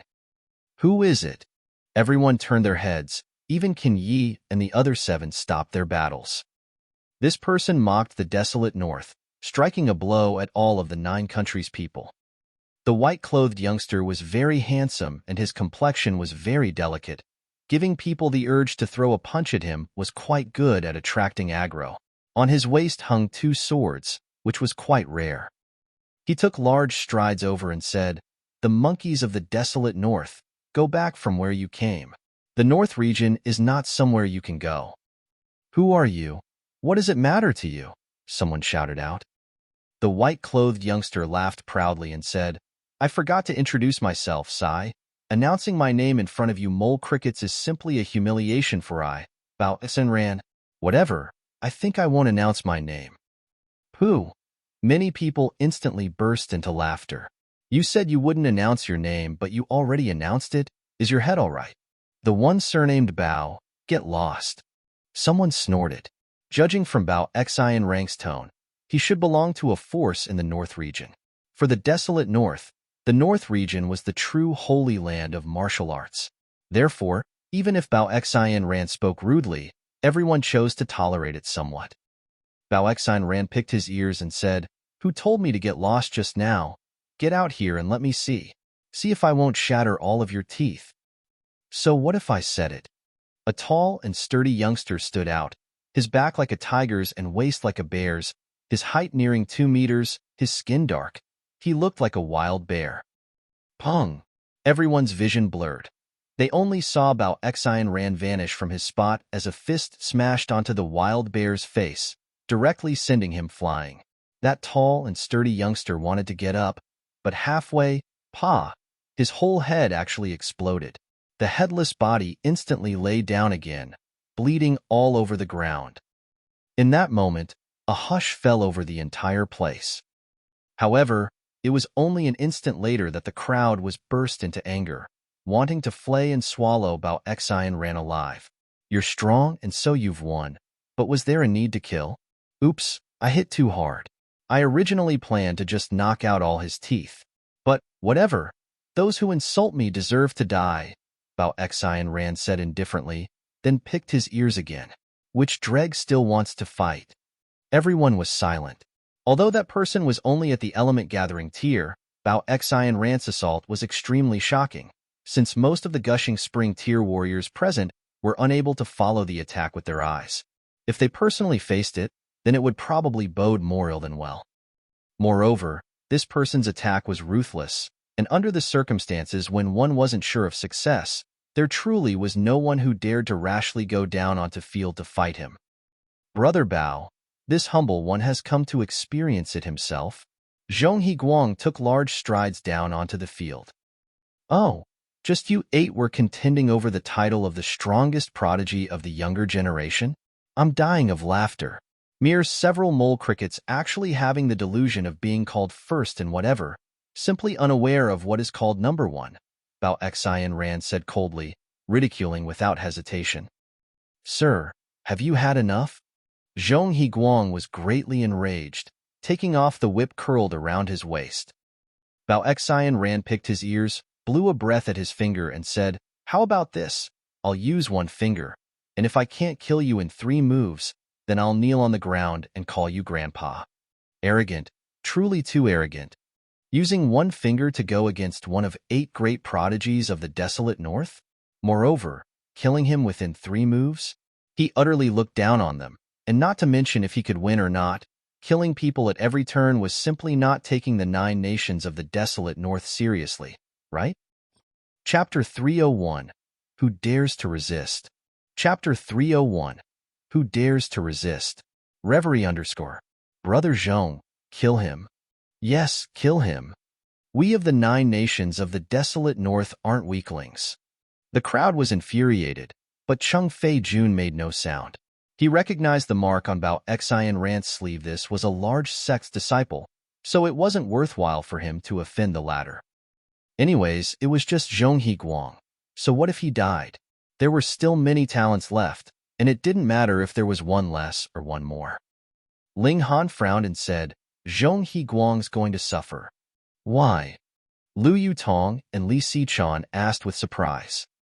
"Because that little brat is already at the 5th layer of the spiritual ocean tier." Guang Yuan followed. "What?" Lu Yutong and Li Sichuan revealed a shocked expression at the same Tamiya spiritual ocean tier warrior in his 20s. No way, one couldn't even be found in the Rain country. Recently one certainly emerged. Feng Yin was one, and Yin Tianzhao was even younger, only 15. Normally speaking, people were over 30 before they entered the spiritual ocean tier. Even 30-year-old Gushing Spring tier warriors were already not bad. No wonder the people of the North region were so impressive. Any random person that came running out was a martial arts genius. This fight mustn't be fought. Zhu Wuzhi shot up onto his feet. This was definitely an unfair battle. Ling Han nodded and said, "You go stop it, and have Candy return."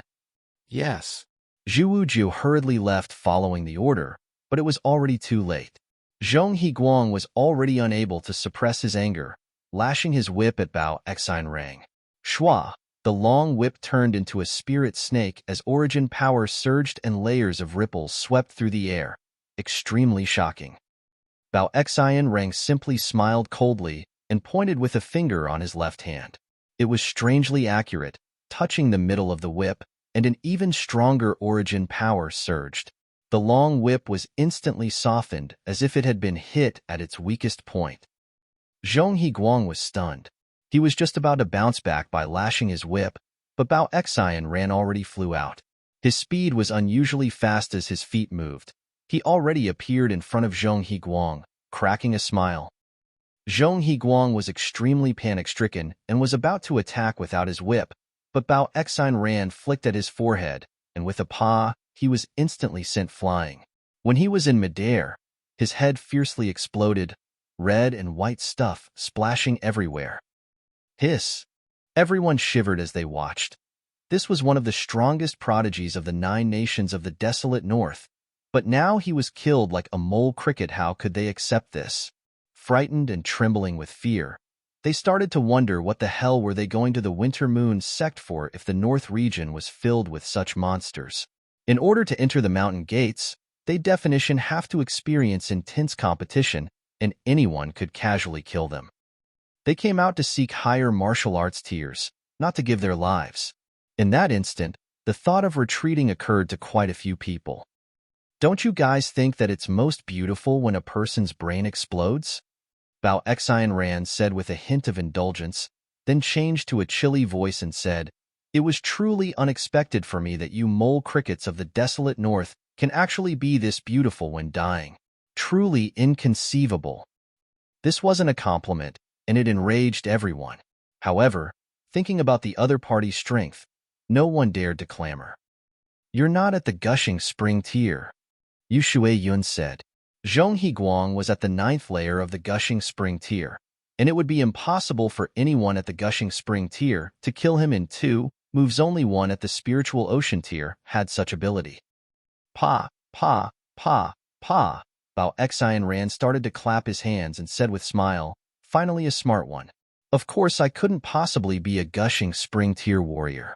How could a prodigy like me already at the age of 25 possibly be a dreg at the gushing spring tier?" "The spiritual ocean tier!" everyone cried out, and became extremely furious at the same time. What was a spiritual ocean tier expert coming here to sadistically kill the gushing spring tier warriors trying to do? Bao Xian Ran stepped down. Lines of fabric expanded, forming a green sign. Martial intent manifesting outside the mark of a spiritual ocean tier. "Sir, you've gone too far." A dignified spiritual ocean tier expert, hiding his cultivation and killing people at every turn. "Don't you think bullied us intolerably?" Bai Yu Quan said with power and resonance. "Good.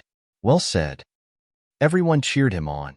One at the spiritual ocean tier shouldn't bully people like this, and it wasn't as if there weren't any spiritual ocean tier warriors in the 9 nations of the desolate north. Bao Xian Ran picked his ear and said, "Gone too far what? I'm the same age as you guys. As for why my tier is higher and my strength surpasses you guys, this is because my talent is greater, and you're all just dregs. As dregs, you should have the resolution of being stepped on by me. Utterly detestable. Go at him together, at worst few dozens will die, but we have to kill him no matter what. Yes, we of the 9 nations of the desolate north aren't to be trifled with." Bao Xian Ran's provocations finally made everyone suppress their fear, and only endless rage remained.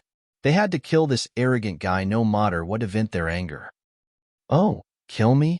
Bao Xian Ran sneered, raised his left hand high up, circled it around everyone and said, "Dregs, do you see this mark? This is the Cold Water Sect sleeve mark. I am a disciple of the Cold Water Sect. Not to mention whether you guys can kill me or not, even if you pull it off, not only will you guys die, but also the families behind you will die and even your country will be destroyed. Because I am the Cold Water Sect's disciple, understand, you dregs?" Bao Xian Ran loftily placed his left hand down. Now, which dreg is still not convinced? In an instant, the entire crowd lost its voice. The spiritual ocean tier was of course nothing unified. They could still kill him while putting up a desperate fight. But the Cold Water Sect? Being called a sect meant that there was at least one spiritual infant-tier cultivator guarding it, and that was an unimaginable power.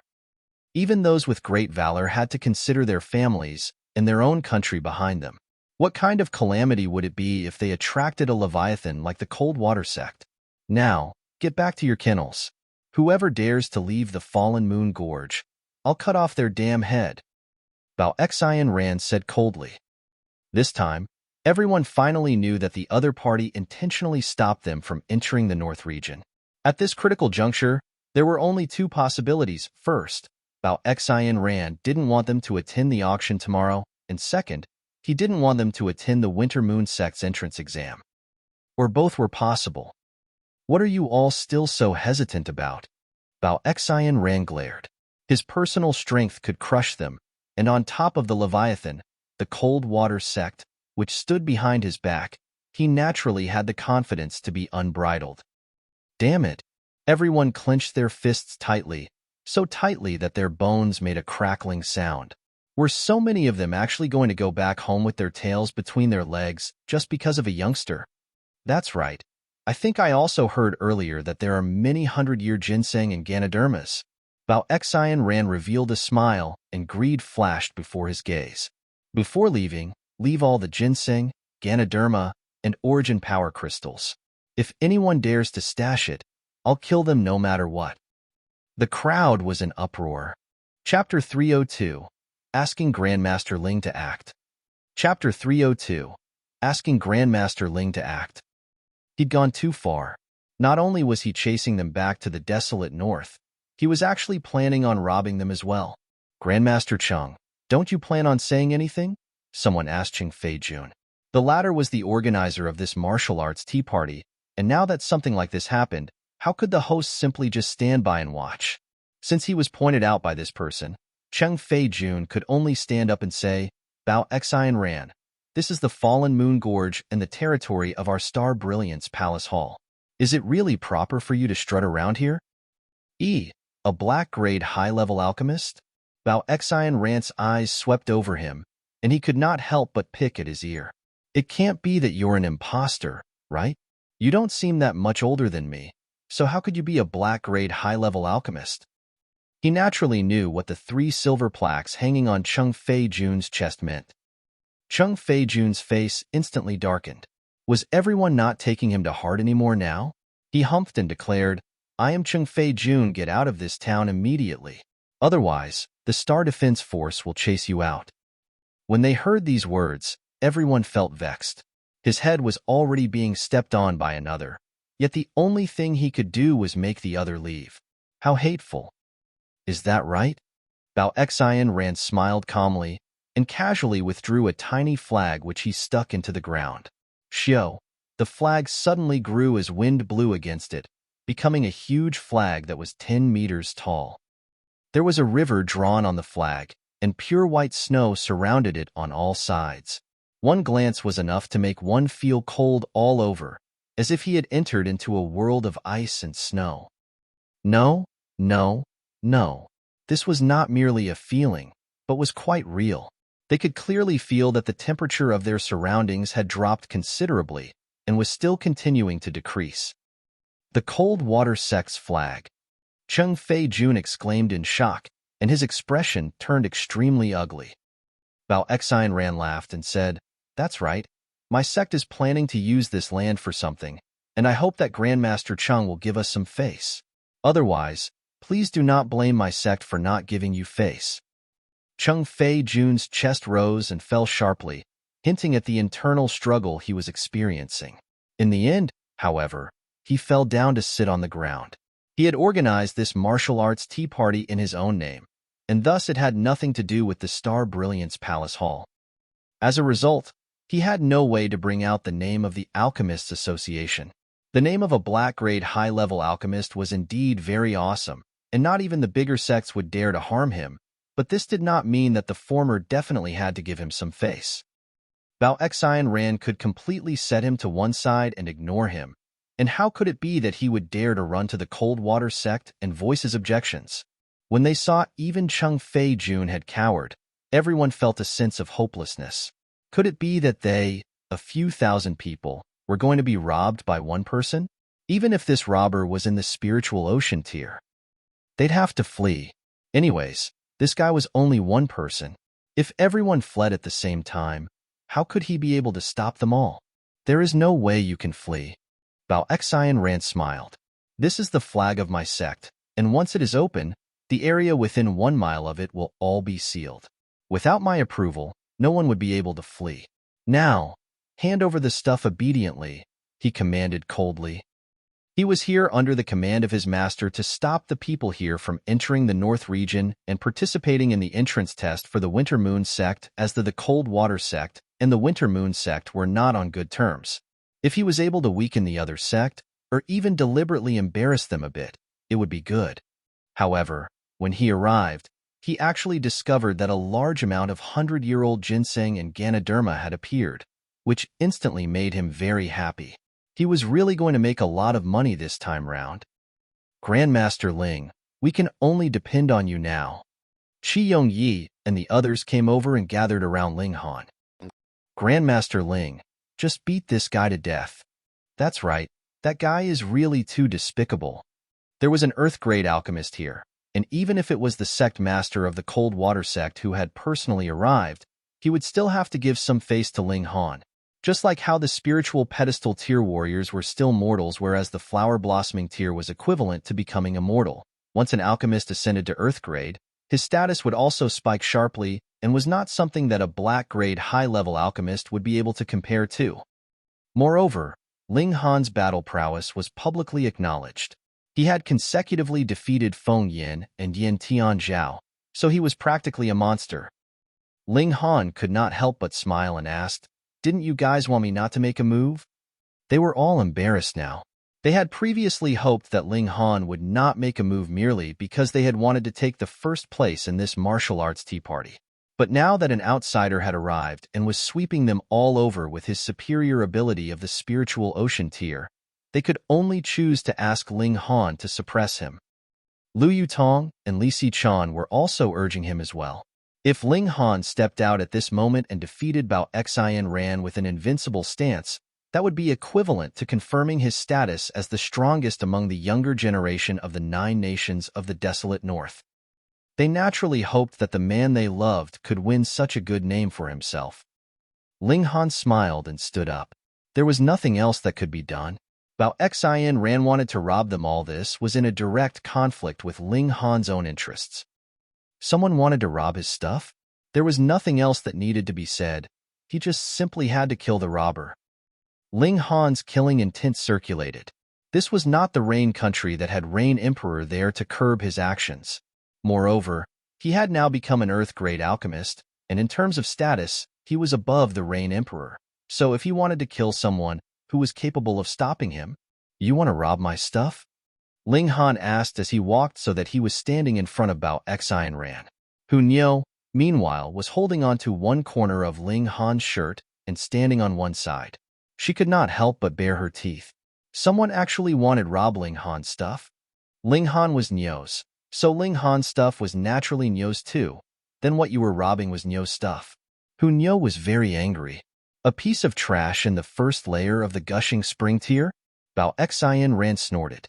Since when could even a piece of trash in the first layer of the gushing spring tier dare to stand in front of me and speak? Kneel. He issued a light shout, and the sound wave solidified, sweeping towards Ling Han. He had not cultivated any martial arts technique that was specifically focused on sound attacks, but with his cultivation of the spiritual ocean tier, this shout was like a lion's roar and was completely capable of tearing apart the skin, flesh, blood, and bones of someone in the gushing spring tier. Xiao, Ling Han had not even moved when Hu Niu did. Her tiny body was like a beam of light that instantly appeared above Bao Xian Ran's head. Pa, pa, pa, pa, pa. The little girl slapped Bao Xian Ran's face repeatedly. Pooh! When they saw this, everyone choked. A 5 or 6-year-old little girl was madly oppressing Bao Xian Ran. Was this a dream? Only the martial artists from the Rain country looked proud.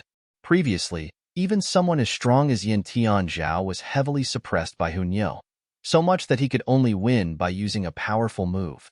In the end, he was almost scattered and smashed with one slash by Ling Han, though. This adult and child were definitely monsters among monsters. What more when Ling Han had even become an Earth-grade alchemist by now, which made them only capable of sweating in the face of his ability. He was practically a monster without any limits. Bao Xian Ran was stunned by the attack, but immediately came back to himself. He was mighty and overbearing for half the day, but now he was actually slapped in front of everyone's eyes.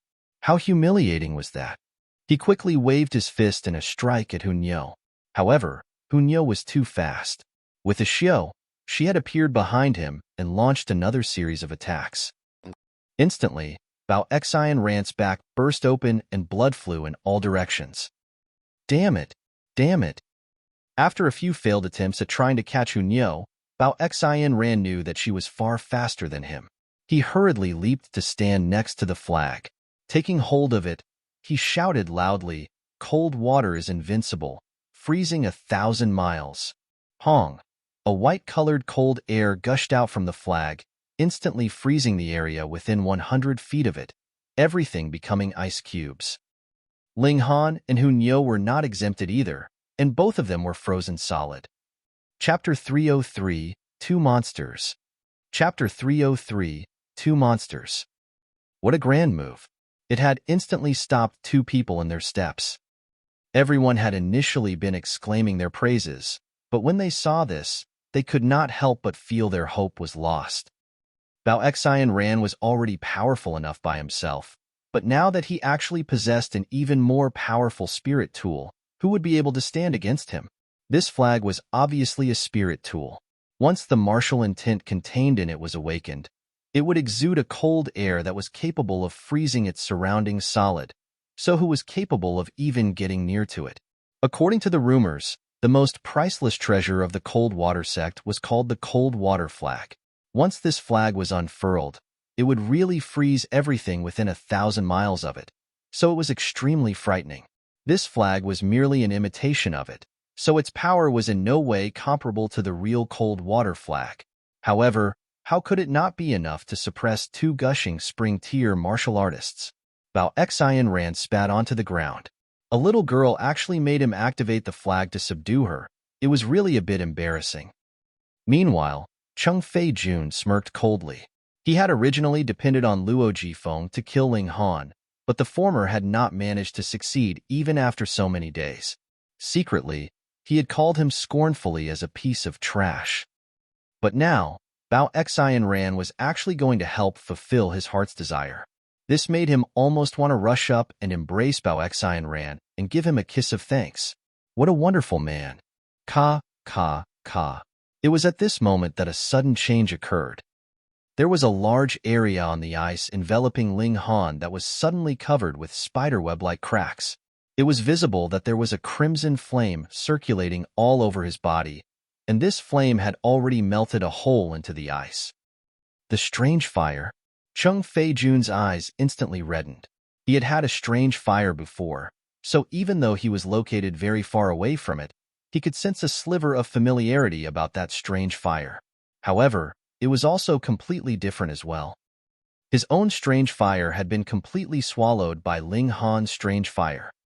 It was obvious that this strange fire was even more powerful. As it had been fused from two strange fires, this was natural. I want it. I want it. I want it. Cheng Fei Jun called out internally. It was able to melt even the ice produced by the flag, so the might of the strange fire had to be exceptionally powerful. And yet, the ka sounds had not originated from the ice block enveloping Ling Han, but from Hunyo's side. They could only watch as the little girl opened her mouth and continued to chew. She endlessly bit through the ice, swallowing and chewing very quickly. In only a few moments, her little head had appeared, and was currently in the process of freeing the other parts of her body quickly. Fuck, what kind of glutton was she that she could even devour this kind of ice? Bao Xian Ran's face twitched. These were two *** monsters. Especially Hunyo. What kind of teeth did she have? Immediately, his killing intent rose. He fixed his stare on Hunyo. As of this moment, she had not freed herself, so he was completely able to kill her easily. Chong. The twin swords at his waist left their sheaths and flickered with a cold light like water. Hey, have you forgotten me? Ling Han smiled calmly. You're just a piece of trash in the first layer of the gushing spring tier. I'll kill you first, then kill this little girl. Bao Xian flew forwards and charged towards Ling Han. He raised his two swords in a slash, and Hong. Martial intent circulated as ice and snow flew all around. This was no illusion, but real ice and snow. Once one managed to break through to the spiritual ocean tier, they could release their martial intent out of their bodies and affect the world, forming a solid attack. Every bit of ice and snow shone with a tiny pattern and possessed a terrifying destructive power. Bao Xian had previously underestimated Ling Han. Since he was able to easily free himself from the ice produced by the flag, Ling Han was worthy to die by his hand. Ling Han drew his sword and the Four Seasons sword technique circulated. The images of spring, summer, autumn, and winter circulated, forming a natural cycle. Bao Xian's attack had martial intent as its basis, so it was obviously stronger, but Ling Han's power was not too much weaker either. Added together with the fact that the Four Seasons sword technique was a black-grade high-level martial arts technique and possessed formidable power, this was adequate to compensate for his lack of martial intent. Hong, Hong, Hong. The two of them continuously exchanged blows, and it actually seemed difficult to decide the victor in this short amount of time. Quickly, pinch me. Am I dreaming? How is it possible that I'm seeing a guy in the first layer of the gushing spring tier exchange blows with a spiritual ocean tier elite? Someone mumbled. My eyes must have blurred. Haha, how could this be possible? Fuck, I'm going to go crazy. Is this really the gushing spring tier? When they saw this scene, aside from the martial artists from the Rain Country, all the others looked like they had gone mad, grabbing their heads and screaming. This was really surreal, wasn't it? A mere martial artist at the first layer of the gushing spring tier was actually able to face a spiritual ocean tier elite head-on and not be at the disadvantage. This was practically a fantasy. Though Hunyo was also in the gushing spring tier, but at least she had not faced Bao Xian head-on and emerged victorious because of her superior speed. This, at least, was still acceptable to them. But in Ling Han's case, he definitely had the aura of the first layer of the gushing spring tier, yet was able to face an opponent in the fifth layer of the spiritual ocean tier head-on and exchange blows with him. This was practically enough to blind their dog eyes. The gushing spring tier could actually be this powerful? Not just Ling Han, but also Hunyo. Neither was at a disadvantage when they faced Bao Xian and showed perfectly what a monster was and what a freak was. You guys don't know yet, right? He's Ling Han, someone from the Rain Country declared. What? He's Grandmaster Ling, Earth-grade alchemist? That's right. How could that be? He looks to be only about 16 or 17 years old. Yeah, I'm really going to go crazy. A young man 16 or 17 years old is not only capable of facing a spiritual ocean tier opponent head-on, but is also an Earth-grade alchemist. I have always been praised as a genius, but why is it that when I compare myself to him, I feel like an idiot? I'm an idiot too. Idiot here as well. Everyone sighed. At first, they had all felt they were quite capable, always feeling that no matter what, they could still be considered quite powerful amongst the younger generation, but they had only found out now that they were merely ignorant and thought too highly of themselves. On the other side, Hunyo had naturally bit her way out of the ice trapping her. However, when she saw Ling Han was currently embroiled in a furious battle with Bao Xian, she had decided not to rush in and join the battle. She had a very strong sensitivity about battles and knew that Ling Han had not displayed his full battle prowess yet, so he was definitely able to win. As a result, she had naturally chosen not to interfere. Bao Xian was shocked. He was genuinely in the fifth layer of the spiritual ocean tier, and his opponent was clearly only in the first layer of the gushing spring tier. Yet the latter possessed battle prowess that was not the slightest bit weaker than his. How could he accept this reality? What if his opponent also broke through to the spiritual ocean tier? Wouldn't that mean he would be instantly wiped out in a single move? No, he definitely could not allow such a genius to continue living. He leaped up, intending to once again activate the flag to freeze Ling Han solid and thus kill him easily. You're planning on using the same trick twice? Ling Han smirked coldly. He had accumulated enough power for mysterious 3,000 An, was ready to strike at any moment. This powerful move merely needed the time equivalent for 3 breaths to prepare, and so was very quickly ready. Bao Xian Ran's hand had already touched the flag. He wanted to pull out the flag and use it as a weapon to sweep at Ling Han. If Ling Han was actually struck in this way, he would first be frozen solid, then shattered by the powerful force of the attack. That naturally meant a thorough death. Hong, for flashes of light from the sword shone at the same time. One flash was the real sword, whereas the other 3 were sword chi. Then, they evolved into a total of 400 sword flashes that blasted towards Bao Xian Ran. A powerful shock and extreme fear shone from Bao Xian Ran's eyes, and he hurriedly pulled out the flag to parry this attack. Pu, pu, pu, pu. As the sword flashes washed over without restraint, it produced a world-shaking effect. Bao Xian Ran stumbled back in retreat. His whole body was covered with wounds, and a large number of them were bone-deep, exposing the scary white of his bones. He had completely lost every bit of his previous demeanor. However, since he was able to parry the mysterious 3,000 and not die, he could be considered quite capable. The battle flag had blocked a large portion of the attack. Otherwise, he would still be dead. Chapter 304, Becoming an Idol. Chapter 304, Becoming an Idol. Everyone was astonished, and those like Lian Shizhu, Bai Yuquan, and the others were filled with embarrassment. How could they not be? They all thought of themselves as geniuses of their generation that could only be rivaled by a rare few in their age range, all filled with an absolute confidence, thinking that if they really put all their effort into the battle, they were definitely capable of obtaining the final victory. But Bao Xian Ran's appearance had naturally dealt a heavy blow to their self-confidence. They were both in their mid-20s, but Bao Xian Ran was already in the middle stage of the spiritual ocean tier, and the gap between them and him was extraordinarily big.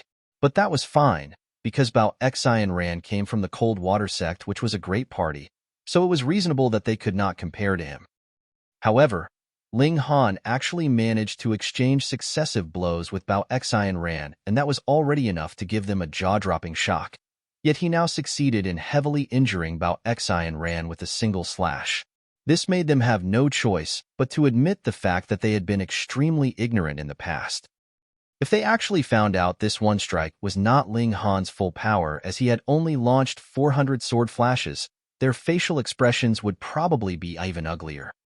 What was even more horrifying was the fact that Ling Han was also an Earth-grade alchemist. Would anyone actually dare to believe this? Ling Han smiled calmly. He had not put his full effort into this strike because he had not wanted to become completely weakened after he had launched this attack. That feeling was really much too unpleasant. Moreover, Bao Xian Ran was not that powerful, so there was no need to use 800 sword flashes to deal with him. Pu, though Bao Xian Ran was still standing upright, he was continuously coughing up blood. His whole body was shaking and a large part of the flesh and blood on his limbs had been torn off by the blow, so it was enough of a feat for him to even remain standing. He held tightly onto the flag, as he was only able to remain standing with the support of the flag. "You, who exactly are you?" he asked defiantly. How is it that someone in the first layer of the gushing spring tier was so strong? For someone who is about to lose their life, what is the point of knowing so much? Ling Han said coldly. "You dare kill me?" Bao Xian Ran laughed coldly. "I am a disciple of the Cold Water Sect. If you dare to kill me, the powerful elites of my sect will definitely raze the country you are from to the ground. The pride of a great sect cannot be violated. I'm afraid you are going to be disappointed, because I am also an Earth-grade alchemist. Do you think that the members of the Cold Water Sect will offend me, an Earth-grade alchemist, for the sake of a mere disciple like you?" Ling Han asked calmly. Previously, though they had all been talking about it, Bao Xian Ran had been engaged in a furious battle with Ling Han, so how could he have heard when he had his full concentration on the fight? His first reaction upon hearing this now was that Ling Han had to be joking. How could it be possible that there would be such a young Earth-grade alchemist in this world? That's impossible, he said immediately. You need not bother about that anymore. Obediently lay beneath the ground. In your next life, you should not be so overbearing, particularly when you're in front of me. Ling Han's sword pierced out. He had no plans to leave Bao Xian Ran alive to make trouble for him later on. Damn it! Though Bao Xian Ran was injured, his internal and vital organs were not injured. He put all his effort into activating the flag and swept it towards Ling Han. Who? The flag waved and swept out a freezing cold wind capable of freezing someone to death. Hong, the strange fire circulated by Ling Han's side and provided a layer of fire to shield him, dispersing the cold air that was sweeping towards him. Thus, the greatest effect of this flag was rendered useless. Ling Han struck repeatedly. His battle prowess was higher than Bao Xian Ran's, and the latter was unable to stand against Ling Han even after using the flag, so how could he block his subsequent attacks? Within a few moves, his throat was slashed by Ling Han's sword. As blood spurted out from his wound, he fell onto the ground loudly. His eyes were filled with disbelief. Not too long ago, he was as disdainful as a god looking upon mortals, and killed them as if they were mere grass. But just how long ago had that time been that he would suffer a similar fate now? Ironic, it was really too ironic. He opened his eyes wide in defiance, trying his best to retain this piece of the sky in his sight, but the only scene left for him was darkness. My master will definitely avenge me. He left behind these last words, and filled with a longing for life, breathed his last. Ling Han. Grandmaster Ling. Grandmaster Ling is mighty. Long live Grandmaster Ling. The whole plaza was completely lit on fire. Young people would not have so many worries or thoughts. They only knew that an outsider had come and suppressed them so much that no one dared raise their heads, and it was Ling Han who had stepped out and defeated this outsider. This outsider slaughtered them without any bit of hesitation, and in the end, was killed by Ling Han without mercy. As the saying goes, a tooth for a tooth and blood for blood, they were overjoyed. In comparison, what could Qing Fei Jun count as? As a black-grade high-level alchemist, he did not even manage to suppress a martial artist of the spiritual ocean tier. That was practically a joke. This was a bit unjust to Qing Fei Jun. Because the great sects usually had their own in-house alchemists, they were basically able to satisfy the needs for alchemical pills of their own disciples, and would only make requests to the Alchemist Association for certain special pills. However, in ordinary cases, they would be able to solve the problem by simply making a trip to the Spirit Treasures Pavilion and taking part in an auction there. Thus, the great sects were merely wary of the combined force of the Alchemist Association, but because they did not have a direct need of external alchemist services, they did not attach too much importance to alchemists. For examples, Feng Yin could declare his intention to cripple Ling Han's legs without care. As long as he did not kill Ling Han, the Alchemist Association would not come forward in Ling Han's defense. After all, the great sects would be wary of the Alchemist Association, but the Alchemist Association would not easily turn hostile against the great sects, either. Naturally, the status of an Earth-grade alchemist was much higher. Any sect would gladly treat one as honored guest, and if they actually managed to invite one such alchemist to stay with them as a respected elder, that would mean a great boost to the sect's own ability. Qing Fei Jun's face was completely ashen. He was the one who had organized this martial arts tea party, and had even disregarded his hard-earned capital and took out a restore heart pill. But now, great. Ling Han had instead become the brightest star now, so much that even he, the organizer, was actually set to one side and ignored. This damn guy, why was he not dead yet? No, he had to make another visit to Luo Jifeng again tonight, and convince him to act no matter what. Ling Han was all smiles as he said, "Everyone, please don't forget to come to Pleasure Come In. There is still a large supply of 100-year-old ginseng and Ganoderma. As long as you possess enough origin crystals, there'll be enough for everyone." Ha ha ha ha. Everyone laughed loudly. At first, Earth-grade alchemists were high, noble people, as they were big bosses that were even higher in status than the ruler of a nation. Yet someone like that would actually come down to their level and peddle goods. This had really shortened the distance between such an esteemed person and common people like themselves. We'll definitely come to help out with Grandmaster Ling's business. If we're really being honest, we're the ones making a huge profit since we can actually purchase 100-year-old ginsengs and Ganoderma. Thank you, Grandmaster Ling. Everyone expressed their thanks sincerely. After all, as long as a spiritual ocean-tier warrior was willing to actually refine them, they could produce origin crystals at any time. But how could 100-year-old ginseng and Ganoderma be so easily obtained? Even if their clans were willing to set up a spirit field to cultivate these plants, they would take a long time to be ready for harvest and would only benefit their descendants. Moreover, this kind of spirit herbs had extremely strict requirements of their environment. To reach the 100-year age, who knew how much effort and sacrifice had to go into cultivation? It was not merely the passing of 100 years' time. Thus, even for the colossal entities like the imperial families, even if they had their own herb gardens, it was already shocking enough to have 30 or 50-year-old spirit herbs such as ginseng. Where would they be able to obtain 100-year-old ginseng? This move of Ling Han not only helped him earn a large amount of origin crystals, but also win the appreciation and gratitude of the younger generation of the Nine Nations. This was truly the case of idly poking a stick into the ground and ending up with a tree that grew just to provide shade for you. An unintentional action brought to Ling Han an unexpected success, which was enough to make Qing Fei Jun die of envy. Chapter 305, The Next Step. Chapter 305, The Next Step. Qing Fei Jun had organized this martial arts tea party firstly to select some outstanding geniuses Luo Jifeng would recruit them. Secondly, he wanted to establish his individual reputation and name. When he stepped out later to personally convince them, his identity as a black-grade high-level alchemist would naturally make it easier to convince them to join.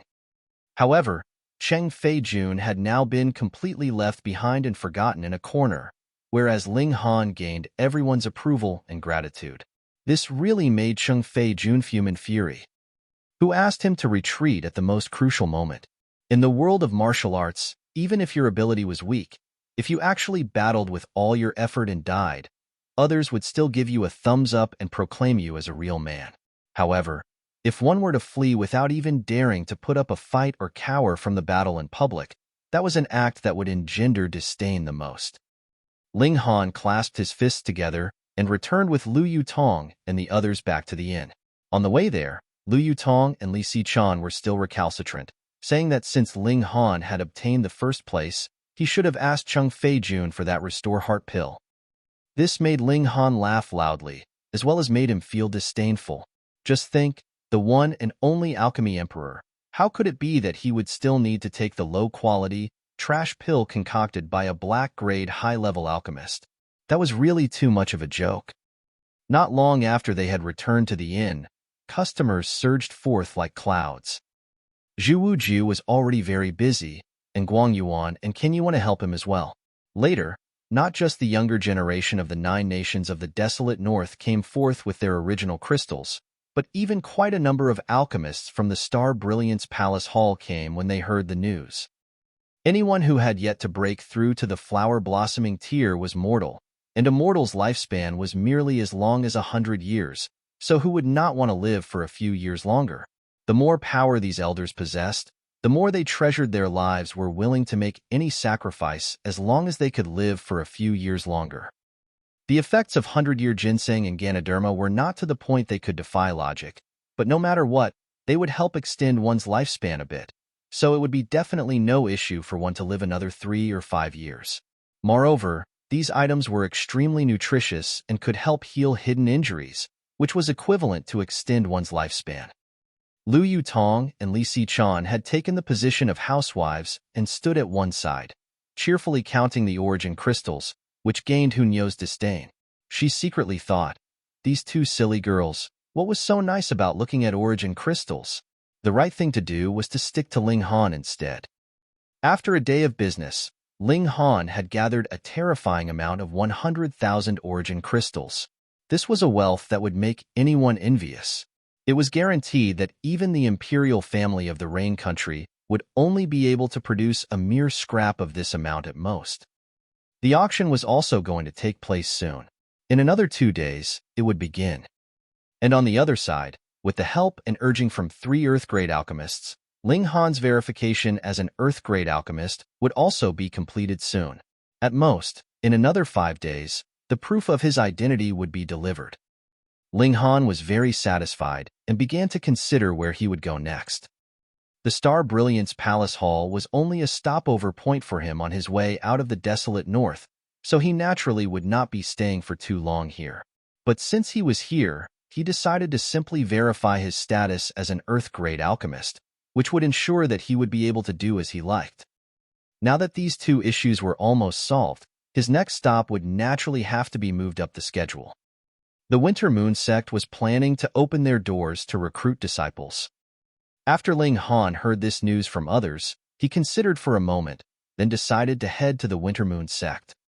Firstly, he had to investigate his mother's whereabouts. Secondly, he wanted to collect some interest there.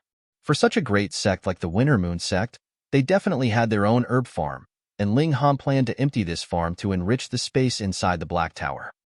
Who asked this sect to capture his mom and injure his dad? If he didn't avenge himself, could he even be considered human? When he had enough ability, he would naturally kill Ao Feng and end this enmity completely. They'd go to the Winter Moon Sect. However, he would have to hide his identity.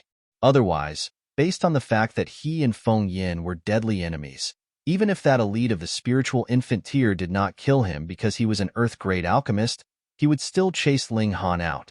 By then, how was he to take over the Winter Moon Sect's herb farm? Because they had spent all their origin crystals and the martial arts tea party was already over, quite a number of young men and women did not wait for the auction to begin, but instead chose to set out directly and head towards the Winter Moon Sect. However, out of those who set out, some traveled a certain distance ahead but then actually came back. They had deliberately returned to see Ling Han and told him a piece of news. On their way, they had seen a few young people coming over from the northern region.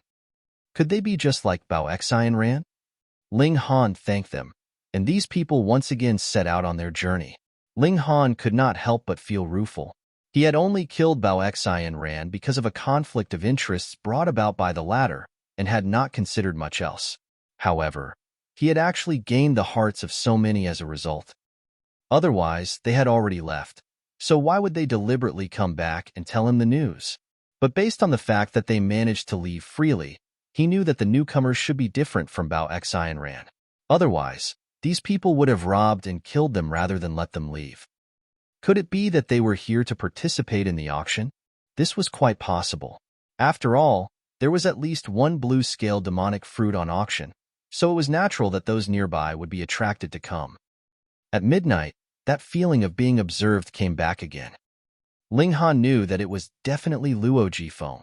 It was not the first time that old guy had done this kind of thing, but with Ling Han's eye of truth, he had absolutely nowhere he could hide. However, Ling Han soon looked solemn, because Luo Jifeng actually wore a veil to conceal his face today. Since he was trying to hide himself, he was obviously planning to do something bad. Obviously, Ling Han had not given him the chance to act previously, which finally made that old guy lose patience. Had decided to make a move even if Ling Han was at the inn. Ling Han hesitated. Should he immediately retreat into the Black Tower? If he retreated into the Black Tower, then he would definitely be safe. But he still had one chance for the Black Tower to instill power into him. And he was currently in the 9th layer of the Gushing Spring tier, so as soon as he strengthened his foundations so firmly that they could not be shaken, he would attempt to break through to the Spiritual Ocean tier. If he still did not use this chance, that would mean a complete waste of it. Most importantly, the Black Tower instilling power into him was a process of strengthening and refining his body, which was extremely beneficial to him. Thus, he definitely could not miss this opportunity. Small Tower had also said that the later the chance for instilling power was used, the better it would be. He was now in the 9th layer of the Gushing Spring tier. There was no later than this. With the installation of power, he would be able to possess the cultivation of the 9th layer of the spiritual ocean tier. And with his monstrous battle prowess, the 9th layer of the spiritual ocean tier would be enough for him to battle an opponent of the spiritual pedestal tier. Although the higher one's cultivation, the more difficult it would be to battle an opponent at a stronger cultivation level, but there should be no problems against an opponent in the 2nd or 3rd layer of the spiritual pedestal tier. After all, Luo Jifeng was only in the 3rd layer of the spiritual pedestal tier. If he fully used the mysterious 3000, he should be able to have the chance to kill him in a single strike. After he made his decision, Ling Han immediately moved quietly. He left the inn and headed towards a dark location at a far-off area. With Luo Jifeng's senses and divine sense of someone in the spiritual pedestal tier, he naturally discovered instantly Ling Han's departure. The old man could not help but be slightly stunned. How could there be such a coincidence? He had just planned to kill Ling Han even if it meant revealing his identity when this brat actually left the inn alone and created an opportunity for him? Odd. However, there was no way he could resist such temptation. In his mind, there was no way someone at merely the 1st layer of the gushing spring tier could become a threat to him. The old man leaped forth and flew after Ling Han, closely tailing him. He planned to catch up to him in a remoter location and kill him. Firstly, this would solve a problem for Cheng Feijun, and secondly, he still had to draw out the strange fire. Otherwise, there was no possibility that Cheng Feijun would be able to take over the position of leader in the Star Brilliance Palace Hall. After only over 10+ minutes did Ling Han suddenly stop. It was precisely at the plaza that had hosted the martial arts tea party the day before. There was still a large number of sun's hides that had yet to be dismantled here, and it was dark all around, as if it was a ghost town. This was indeed a good place to commit murder. It was very spacious. Chapter 306, Battling the Spiritual Pedestal Tier. Chapter 306, Battling the Spiritual Pedestal Tier. Old man, come on out. You followed me for so long. You should come out to take a breath of fresh air, Ling Han said, turning around. Luo Jifeng continued to hide himself and did not step out at the first instance. He thought that Ling Han was trying to bluff. How could a brat in the 1st layer of the gushing spring tier possibly discover his tracks? So you can be shameless as long as there's a cloth covering your face? Ling Han snorted. Luo Jifeng was instantly furious, and at the same time, he realized that Ling Han had discovered him. He strode out and asked, "Brat, how did you discover me?" "I guessed," Ling Han said simply. "I vaguely felt that there was a bum beetle behind me, and thinking it over, someone who would be following behind another in the middle of the night like this must be a shameful old wretch." Luo Jifeng fumed angrily because of his invectives and shouted in fury, "How dare you?" "Hee, I am usually very daring," Ling Han smiled. Luo Jifeng instantly calmed down. An elite of the spiritual pedestal tier naturally could not lose composure like this. He crossed his arms behind his back and asked, "Brat, you probably don't know my cultivation level yet, right? The spiritual pedestal tier." He did not wait for Ling Han to make a guess and simply revealed the answer. "I heard that you dared to kill even a man in the 5th layer of the spiritual ocean tier. This has probably made you smug and conceited, and so you think that I'm also the same, right? You're wrong. Whether it is the spiritual pedestal or the spiritual ocean tier, there's no way you can tell the difference between cultivation levels, and this is precisely going to be the reason for your death. There are some people you can't offend, and once you do, your only fate would be death." Ling Han laughed loudly and said, "So it is an old wretch in the spiritual pedestal tier. Sorry I didn't recognize you. I am indeed quite curious. Cheng Feijun is actually able to command an old wretch like you. So from the look of things, you don't have much to be proud of." "Nonsense. Cheng Feijun is the one who has to obey my commands," Luo Jifeng immediately rebuked. But once the words left his mouth, he could not help but tense up and say sharply, "Damn you. You actually dared to trick me with words." Ling Han shrugged and said, "You're here to kill me anyways. Moreover, a battle between the spiritual pedestal tier and the gushing spring tier would definitely be a one-sided domination. I am someone who is definitely going to die. So what if I know some secrets? Old wretch, let me ask you. Which party are you really from? Luo Jifeng was dazed from listening to Ling Han's words. The first words that Ling Han had said were obviously supposed to be his lines. Yet why had they come from Ling Han's mouth? Though this was a fact, it still made him feel extremely uncomfortable. A man who was well aware that he was going to die could still remain so calm. Yet when he heard Ling Han's last few words, the old man was once again enraged. This brat still dared to call him an old wretch? What is the point for a dead man to know so much? He asked coldly. Being called old wretch repeatedly by Ling Han made him feel like he couldn't bear to immediately kill Ling Han. He wanted to toy with the latter for a while before killing him slowly. Ling Han laughed and said, "A wretch will be a wretch. Never listening to nice words, only brute strength works." Damn you! Luo Jifeng humphed in anger. He really could not bear being repeatedly insulted as old wretch by Ling Han, so he planned to first subdue this brat, then slowly torture him. At the same time, recovering the strange fire was quite a troublesome task. Fei Jun had to be at the scene as well, so he had better first subdue Ling Han. Small tower, Ling Han said lightly. Suddenly, a terrifying power gushed out of his dantian and instantly circulated through his entire body. First layer of the spiritual ocean tier, second layer, third layer. His cultivation level spiked up sharply, and in a short while, reached the 9th layer of the spiritual ocean tier. Luo Jifeng was just about to make a move when he suddenly ceased all movement and said in an utterly astonished tone, "Impossible! Impossible! How can your aura instantly soar up to the 9th layer of the spiritual ocean tier?" From the first layer of the gushing spring tier to the 9th layer of the spiritual ocean tier, that was practically a breach through 2 major tiers. It was shocking to the point of being horrifying. Who could accept this?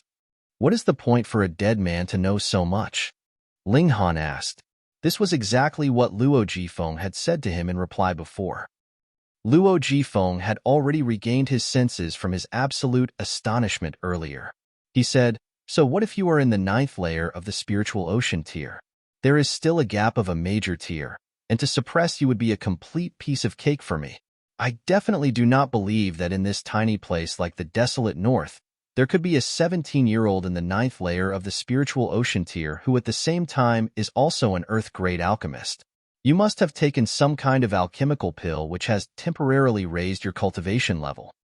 You would only possess the strength through this kind of upgrade. It is impossible for your martial arts comprehension to have increased as well. You would at most be able to only express the battle prowess of the 3rd or 4th layer. In front of me, such battle prowess is practically trash," he said disdainfully. Ling Han's right hand moved and a sword appeared out of thin air. This was no ordinary iron sword, but the demon birth sword. Today, he was definitely not going to spare Luo Jifeng. This, what kind of spirit tool is this? Luo Jifeng's expression went through a dramatic change. Even if the martial intent in the demon birth sword had not been restored, a level 10 spirit tool was still a level 10 spirit tool, after all. Merely one look at the patterns engraved on the body of the sword would arouse a powerful feeling of hopelessness, as if one was facing an ultimate elite standing at the apex of strength. Level 10 spirit tool, demon birth sword, Ling Han said calmly. He did not hide anything this time round. Level 10 spirit tool. Level 10 spirit tool. Luo Jifeng mumbled, powerful greed instantly appearing on his face. I understand. The basis for your confidence is this demon birth sword. Ha ha ha ha. A level 10 spirit tool is indeed powerful, but you have no way to activate the martial intent within it, so at most, it would only be a threat to me due to how sharp it is. I have to thank you for gifting me with such an ultimate treasure. Ha ha ha. Only I deserve to have this spirit tool. Is that so? Ling Han extended his left hand, and with a mental command, Wong, Wong, Wong, Wong, veins appeared on his hand, shining with a colorful light. Pooh! Luo Jifeng instantly choked. This was martial intent, the genuine thing. How could this be? How could this be? He was instantly driven mad. If one used an alchemical pill to forcibly upgrade one's own cultivation level, that would only mean a strength upgrade. It was not possible for martial arts cultivation to be upgraded as well. Could it be that Ling Han was really in the spiritual ocean tier, yet he had only forcibly suppressed his cultivation level previously? Yet, a 17-year-old spiritual ocean tier martial artist who was also an earth-grade alchemist. No matter how he looked at it, it was nonsense. How could there be such a monster in this world? No matter how he dared to contemplate, he could never imagine that Ling Han's soul used to belong to an ultimate elite of the heaven tier who was the alchemy emperor. Thus, not just earth-grade alchemist, he could even immediately transform into a heaven-grade alchemist. And as long as there was enough power, with his divine sense of the heaven tier, how could it be that he could not form martial arts intent? Ling Han lightly shook the demon birth sword. Wong, the precious sword shone, and two patterns gave off a faint light. This meant that he had managed to revive a portion of the martial intent in the demon birth sword. Even if it was only a little bit, how awesome was a level 10 spirit tool? A terrifying might washed over him, instantly causing Luo Jifeng's heart to tremble like crazy. His legs weakened so much that he had almost fallen to his knees on the ground. Previously, merely the decree of a spiritual infant tier elite was enough to make Fu Yuanshang and the other two spiritual pedestal tier elites only capable of resistance but unable to make a move. A level 10 spirit tool was naturally even more awesome. Unfortunately, Ling Han was only able to activate two patterns after all. Moreover, they were only faintly shining, so the martial intent released from them was too limited. As a result, Luo Jifeng still managed to keep a large part of his battle prowess. I shall accept such a precious sword as my own. Luo Jifeng was astonished, but at the same time, he was even more excited. Chapter 307, Kill Just the Same. Chapter 307, Kill Just the Same. Luo Jifeng was extremely astonished, because Ling Han was actually capable of reviving a level 10 spirit tool. Though it was only a little bit, it was already enough of a shock. However, he also thought that if even Ling Han was capable of reviving a level 10 spirit tool, then what about him? If this demon birth sword fell into his hands, it would definitely be able to express even more powerful might. This was a level 10 spirit tool. Ha ha ha ha, I shall accept this kind of precious tool as my own. He laughed loudly and stretched out a large hand to grab Ling Han. A black cloud expanded and numerous skulls appeared within it. It was as if the door to hell had been opened and innumerable spirits of the dead had exited. Ling Han suddenly understood and exclaimed, "So you are from the Thousand Corpse Sect. No wonder your aura felt familiar." What? Luo Jifeng was flabbergasted. How could you possibly know of the existence of our sect? Nonsense. You've already used the secret arts of the Thousand Corpse Sect right in front of my face. If I still can't recognize it, then what is the use of having this pair of eyes? Ling Han snorted. Luo Jifeng was extremely depressed. There had been no signs of the Thousand Corpse Sect for tens of thousands years. Moreover, in the last 10,000 years, their martial arts suffered a tremendous blow, leading to a lapse in their inheritance. There shouldn't be anyone who would be able to recognize the secret arts of the Thousand Corpse Sect in this era. Yet how could this brat from out of nowhere recognize it with a single look? Brat, it seems that there are a lot of secrets you're hiding. Very quickly, his eyes shone with a strange light. A 17-year-old who was an earth-grade alchemist and simultaneously in the 9th layer of the spiritual ocean tier. This could no longer be described as merely a miracle. He even later took out a level 10 spirit tool and even managed to recognize the secret arts of the Thousand Corpse Sect with a single look. He definitely had to be hiding a colossal secret. His heart throbbed wildly. If he was able to capture Ling Han, who knows, it might be the greatest chance in his entire lifetime. Don't dream such wonderful fantasies. It's impossible, Ling Han shook his head. You know what I'm thinking. Nonsense. Just look at how you're practically salivating. How could it not be obvious what kind of devious ideas you're contemplating? Ling Han said with a derisive snort. Luo Jifeng naturally had not lost so much composure that he was salivating. He gave a humph. At this moment, the surroundings were completely covered by his black chi. One after another, skulls rolled over and over, making him feel very confident in himself. "Brat, when I take you down, not only will I gain your fated opportunity, you will also be tortured incredibly at my hand. I can guarantee that you will be utterly miserable." Ling Han snorted and sneered. "Just a damn eunuch who has no D*** between his legs? No wonder you have a catamite. Since you're cultivating the evil arts of the Thousand Corpse Sect, your body is like a mummy, so your D** has naturally rotted, and you can only sell your behind."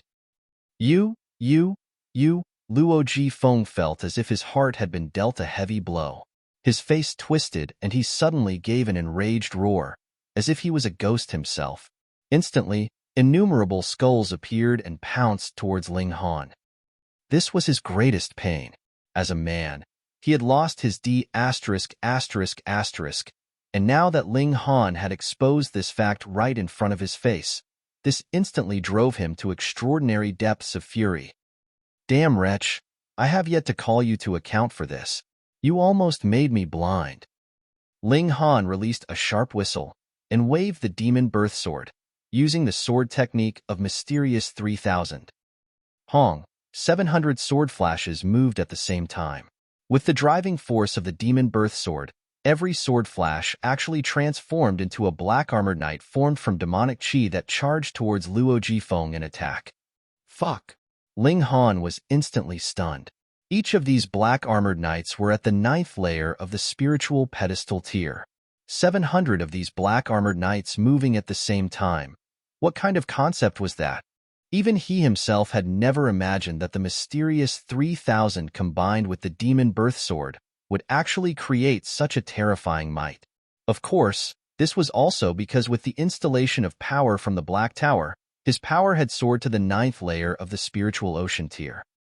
He had even deliberately kept 100 sword flashes in reserve in order to spare Luo Jifeng's life. He would not be able to interrogate him otherwise.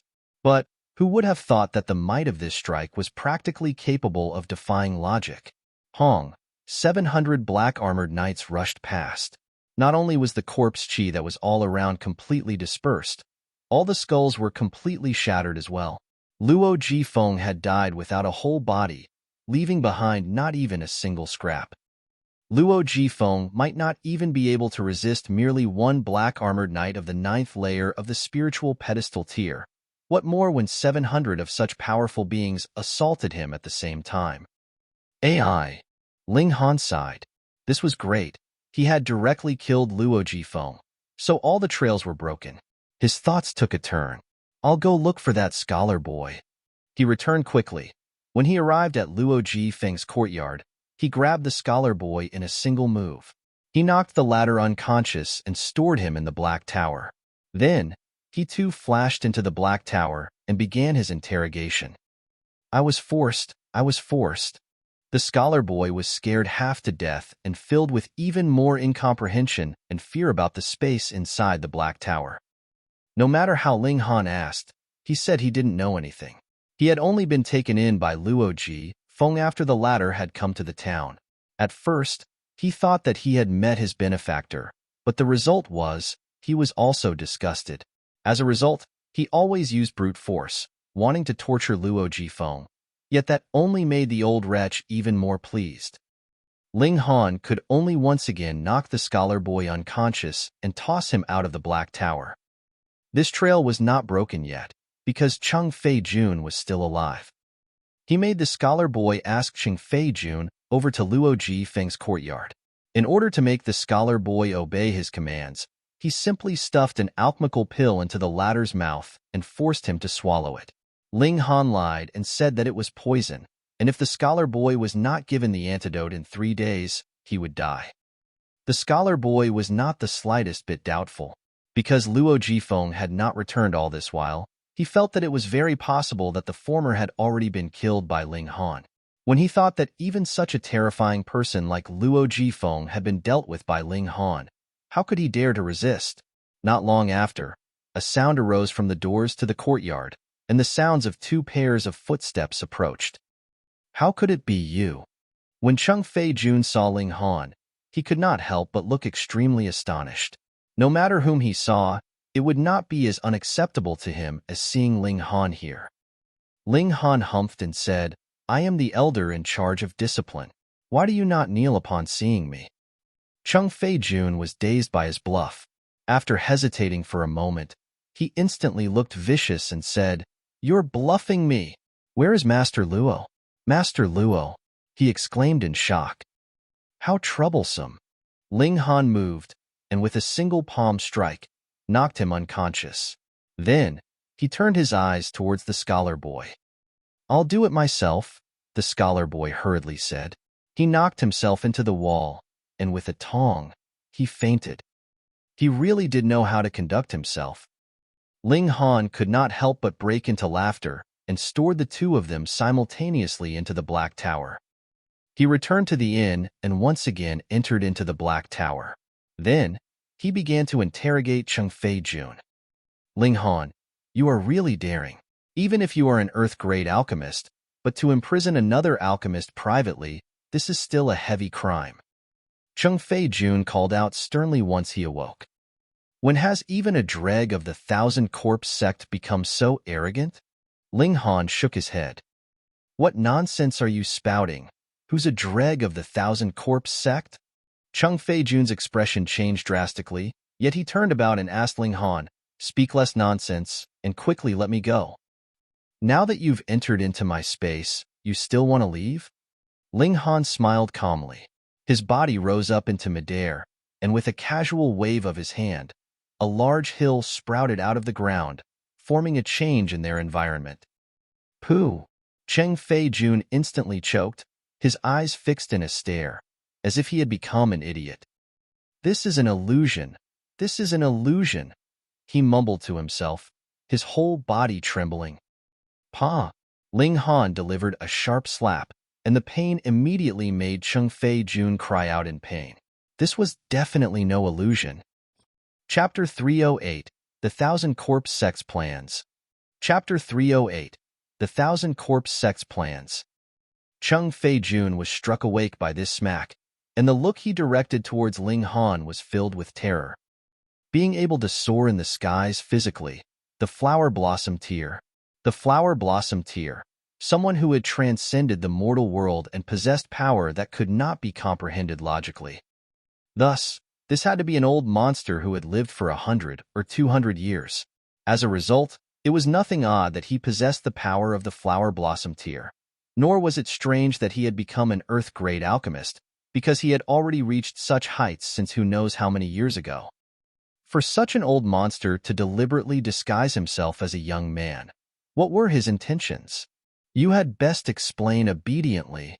Ling Han casually turned a hand and a force was exerted onto Cheng Fei-jun's body, causing such pain that he immediately exclaimed in agony. In this space, Ling Han was God. Cheng Fei-jun was really quite stubborn. Unfortunately, within the Black Tower, any kind of unimaginable torture method could be immediately brought into reality, and soon enough, Cheng Fei-jun had a mental breakdown. This was practically trying to oppose the will of a god. How could he possibly win? Ling Han actually had other means to obtain the information he wanted, and that was to directly search his soul. For him who had a sliver of the divine, sense of the heaven, tirated with the fact that they were both in the Black Tower, it would be extremely easy to accomplish this. However, the process of searching one's soul would be similar to reading every single experience and the whole history of a man, unless it was so coincidental that the information he wanted would be immediately searched out. Since it was to flip through all the memories of another, he would have to go through his experiences as well, and seeing too much of another's experiences would definitely affect him as well. He might lose sight of which life was his, and which was Cheng Fei-jun's. Thus, unless it was absolutely necessary, Ling Han did not want to use soul-searching arts. Moreover, after the soul was searched, the person who had his soul searched would definitely die. This was because his soul had been drawn out of his body and flipped through bit by bit, so it would naturally be completely destroyed. Of course, the most important reason that Ling Han did not want to view Cheng Fei-jun's whole life was to avoid dirtying his eyes. And there was no need to mention Luo Jifeng. His worldview could possibly be completely obliterated. He did not care much about whether Cheng Fei-jun would die or not. After all, even if he did not kill the latter now, he would kill him at a later time anyways. For every question Ling Han asked, Cheng Fei-jun replied. Ling Han was naturally able to distinguish whether he was lying to him or not. Strictly speaking, Cheng Fei-jun was not a member of the Thousand Corpse Sect because he had never cultivated corpse qi. About 10 years ago, Cheng Fei-jun was merely an extremely talented newbie in the field of alchemy, but it was right at that time that he was found by a powerful elite of the Thousand Corpse Sect who promised him a great reward and pulled him into the Thousand Corpse Sect. After a trial period of 3 years, he had obtained ample trust and received a considerable number of ancient pill formulae, and even obtained the personal notebook of an ancient great alchemist, which instantly caused his alchemical skills to sharply improve. Before that, the Thousand Corpse Sect did not have him do anything specific and only required him to improve his alchemical skills as much as possible to prepare for the big business in future. Improving his own alchemical skills was his pursuit in the first place, so Cheng Fei-jun would naturally not refuse. Thus, he began to walk farther and farther, as well as more and more successful on the path of alchemy. About a year ago, the Thousand Corpse Sect gave him a strange fire and paid an exorbitant price to help him fuse with it. It was also because of this that he was able to become a black-grade high-level alchemist when he was only in the Gushing Spring tier, and he was just flourishing in the limelight. And it was at this time that he received a mission from the Thousand Corpse Sect when Long Yongchang and the other two passed on. He was to take control of the Star Brilliance Palace Hall. After which, through the authority he possessed, he was to add corpse qi into the medicine that would enter into the 9 nations of the desolate north and transform all of the 9 nations of the desolate north into a land of the dead.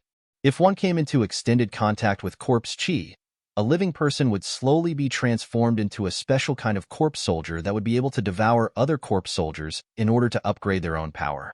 It was similar to raising insects one, and a corpse king would emerge at the end. With the huge numbers living in the 9 nations of the desolate north, this corpse king could possibly be a gold-armored corpse, or even a second-tier gold-armored corpse.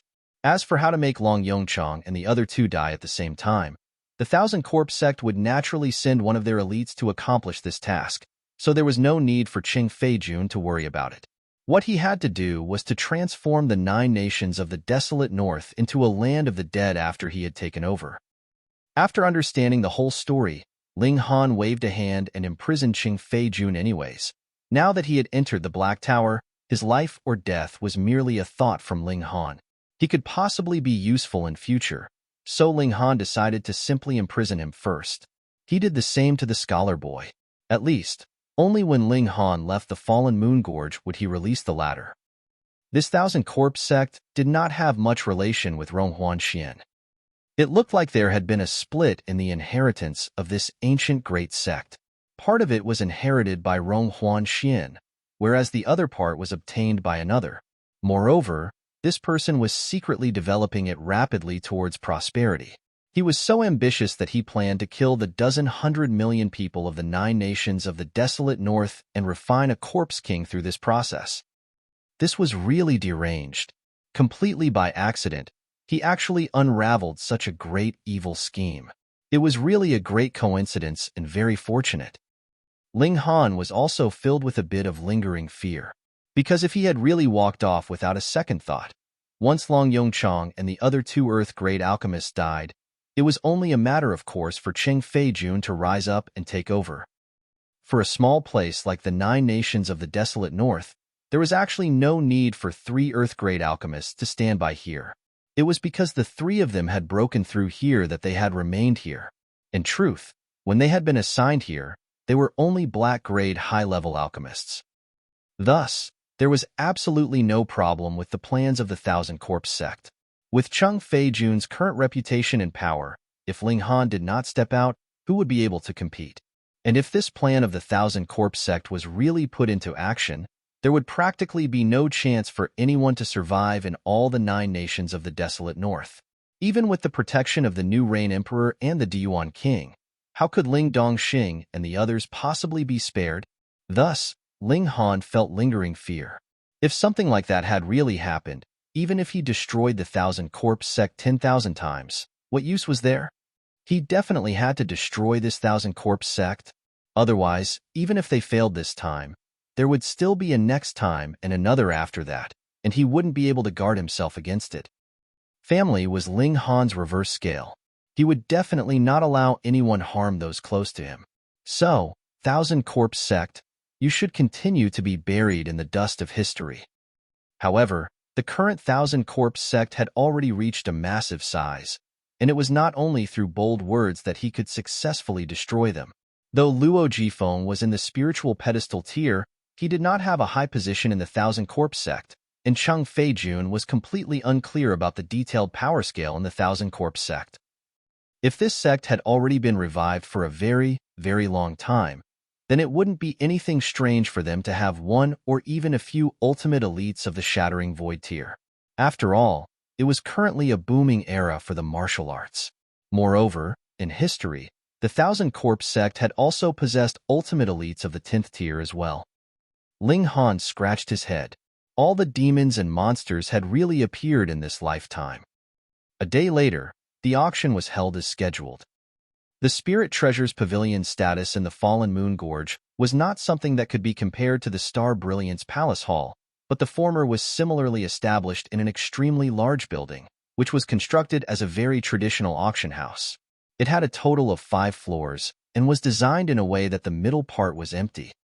This place could at most accommodate 1,000 people at one time, so it couldn't really be considered small.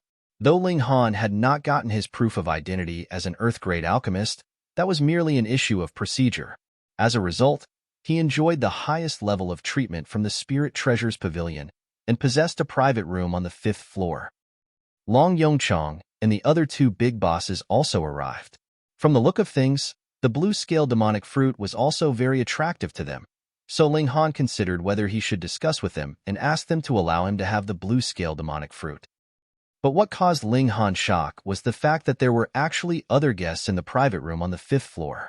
He saw with his own eyes a woman who was completely hidden in a cloak enter into the room.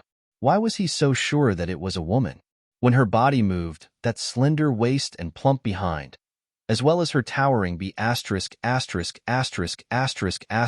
were completely outlined. Chapter 309. Ling Han of 2 Lives. Chapter 309. Ling Han of 2 Lives. Dark Angel _ Afterwards, an ordinary-looking elder appeared and entered another private room. The most important thing for the Spirit Treasures Pavilion to ensure was fair practice in their business. Thus, since these 2 people were able to enter a private room on the 5th floor, this obviously meant that they, or the party they represented, was at least not weaker than the status of an Earth-grade low-level alchemist. That elder was in the Flower Blossoming tier. Ling Han was a bit surprised. It was indeed quite impressive that the auction today would actually tempt a powerful elite of the Flower Blossoming tier to come. A stream of people continued to enter, and soon after, he heard a very distinctive voice. "Fairy Chi, what a coincidence to see you again. We are really fated, so why don't we sit together?" "Hee, from the day before yesterday until now, we've met for a total of 17 times. There were actually as many as 17 times? Then it really seems like we are definitely fated. Fairy Chi, looking at me today, don't you think I'm a little bit more perverted?" "Get lost." Ling Han glanced out of the window and looked downwards, where he saw Gu Fenghua, who was currently chasing closely behind Chi Hualan. The pervert was grinning happily, eagerly following her. The 2 of them also came upstairs, but they did not come to the 5th floor. Apparently, they were not yet qualified to sit in the private rooms here.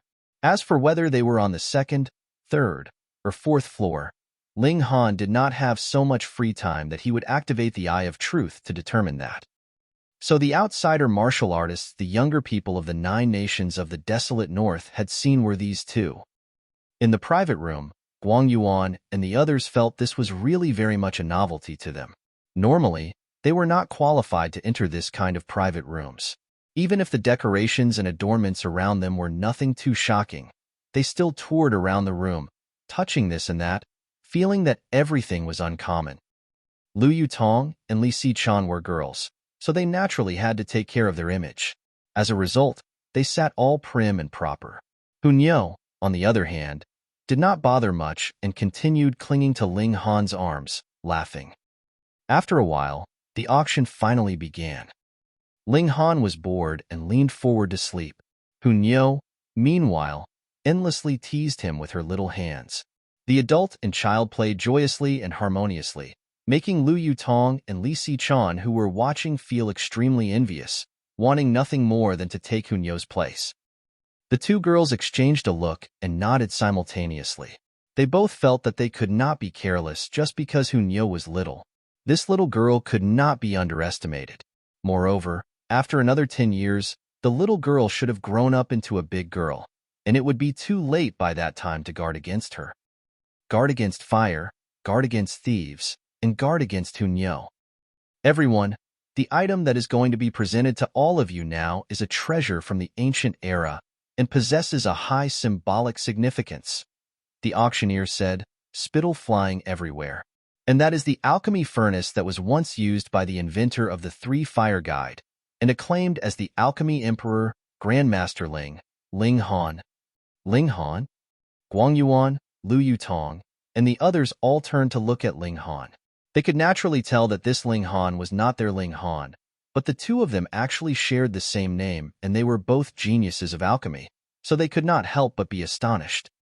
Haha, I heard there is also a person here named Ling Han. A cold voice was suddenly heard from one of the private rooms. It was a very old voice. He really doesn't know the immensity of heaven and earth to actually dare to have the same name as the Alchemy Emperor. Haha, he really has overestimated his own abilities. It's nothing strange to have the same name, but how accomplished was Ling Han, Grandmaster Ling, 10,000 years ago?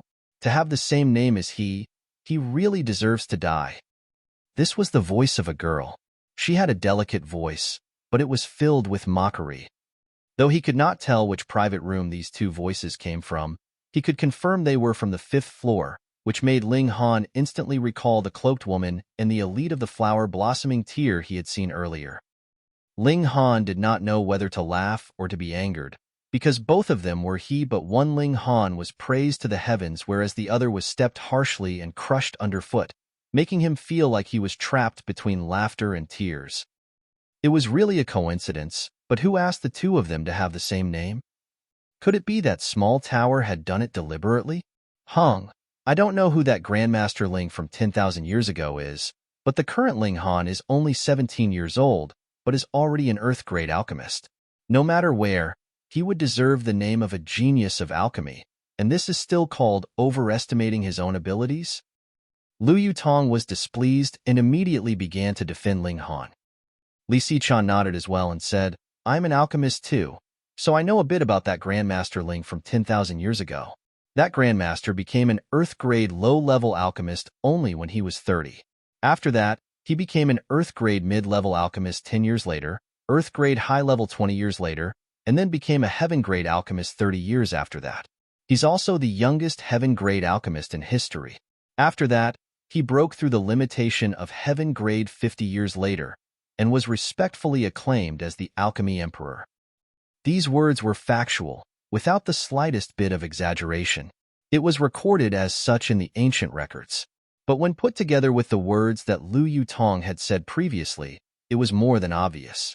10,000 years ago, Ling Han had only become an Earth-grade alchemist when he was 30 years old, but what about the current Ling Han? 17 years old. Putting aside how his future accomplishment would be like, but merely comparing his current accomplishment, that was definitely slightly superior to the Ling Han of that generation. Thus, the elder and the girl in the two private rooms were instantly silenced. Who asked Ling Han to be indeed much younger than that Ling Han? Yet Ling Han smiled in spite of himself and shook his head. He had all the memories of his last lifetime, which meant that he was standing on the foundations that had accumulated in his last life and continuing to advance from there. So he was naturally going to exceed his previous lifetime. How could these two lifetimes be put together and compared? Still, he was a bit curious. Though the Ling Han of his last life had been acclaimed as the Alchemy Emperor, he had already died for so many years. Why would these two people still be so reverent about him? Most alchemists knew that these two Ling Han shared the same name, but none of them actually came out to rebuke Ling Han. How baffling, and moreover, There were two of them. Hee hee, please do not hurt the peace amongst you, esteemed guests. Let us come back to auctioning off this alchemy furnace. Previously, I've said, this is the alchemy furnace that was once used by the ancient Grandmaster Ling, and the materials used to construct it are excellent. Unfortunately, it is already damaged. Thus, it can only be taken as an ornament and a token of remembrance. The auctioneer hurriedly soothed the atmosphere. He paused, then continued. Something that the ancient Grandmaster Ling has once used is very meaningful. Thus, we can of course not sell it cheaply, or it would be very disrespectful to Grandmaster Ling. Thus, the starting price for this alchemy furnace is 1,000 origin crystals. 2,000. 3,000. 5,000. His words had just fallen, and already there were bidders placing their bids. Listening to the voices, it was Long Yongchong and the other two big bosses of alchemy. That was true. The name of the ancient Ling was too well reputed. The things that he had once used were like totems, a pillar of mental support, and possessed a high symbolic significance for the alchemists of the current time period. Within only a while, the price had soared to 10,000, and it was still rising. Very quickly, the price had broken through the high boundary of 50,000. Ling was astonished. Could it be that Long Yongchong and the others had come for the alchemy furnace he had used before? To be honest, that alchemy furnace was indeed something good. It was forged from purple moon and star's iron, so its heat conduction and pressure resistance was indeed great. Still, it was already damaged, so it could not possibly be used again for pill concoction, and from the looks of it, it was extremely heavily damaged. Even if one would recycle the materials used to make this alchemy furnace, there would not be much left. Thus, the actual value of this alchemy furnace would be around 10,000 origin crystals, but the current bid had already exceeded that sum by a few times. Chapter 310, Fierce Competition. Chapter 310, Fierce Competition. Dark Angel _ This was merely an alchemy furnace that Ling had once used before, and now the price of this alchemy furnace that only had symbolic value was still soaring. Soon, it had broken through the high limit of 10,000 origin crystals, but none of the three big bosses of alchemy had any intention to give up, and were still continuing to add their bids. It seemed as if they would not give up unless they had emptied all their savings. These three alchemists are truly in love with the Grandmaster Ling from 10,000 years ago. Guang Yuan exclaimed ruefully. That's right. It's already over 10,000 origin crystals. How many times has this price exceeded its real values? Zhu Wuju nodded as well. Ling expressions instantly turned dark. He did not need this kind of true love. Lu Yutong and Li Xichan thought that Ling was unhappy because he could not compare to the Ling from 10,000 years ago, and hurriedly comforted him. Hun Yo was more direct. She gave him a kiss on his cheek and giggled. However, Long Yongchong and the others did not have any intention to give up. The bid soared up to 200,000 and was getting closer and closer to 300,000, making everyone dumbstruck. They were dumbfounded by, firstly, the determination of these three alchemists, and secondly, by how wealthy alchemists were. 300,000 origin crystals, what kind of concept was that? Even for these three big bosses of alchemy, 300,000 origin crystals should be a serious expense. After all, they usually only concocted black-grade alchemical pills, and black-grade alchemical pills were usually sold for silver and gold. Moreover, these three alchemists had to be in the process of trying to break through to become Earth-grade mid-level alchemists. Every time they failed the attempt, what kind of astronomical price would they have to pay for the ingredients they had used? These ingredients definitely had to be bought with origin crystals. Thus, it was indeed impressive that these three alchemists managed to save 300,000 origin crystals, but they had probably reached their limits. Indeed, after the bid had reached 30,000, the three big bosses of alchemy were obviously lacking in confidence. Finally, the price was set at 332,853 origin crystals. Why were there scraps? That was because Long Yongchong and his companions had really given it their all, and taken out all the origin crystals they had on them. The highest bid had been placed by Li Xiyuan. He could not help but look happy. He could finally get hold of the alchemy furnace that was once used by the Alchemy Emperor. This was a totem and a symbol of significance. "Is there anyone interested in bidding?" the auctioneer asked. He was extremely shocked that the bid reached such a high level, but at the same time, it was reasonable to him. His shock was because this was merely a damaged alchemy furnace, but who asked it to be once used by the Alchemy Emperor? In the eyes of his fans, not just 300,000, even 1 million was worth it. 400,000. It was at this moment that a young, melodic female voice was heard. She placed her bid very calmly, but it gave everyone a shock. That was 400,000 origin crystals, not 400,000 gold and silver coins. Ling Han had heard it very clearly. This girl was precisely one of the two people that had mocked him just now.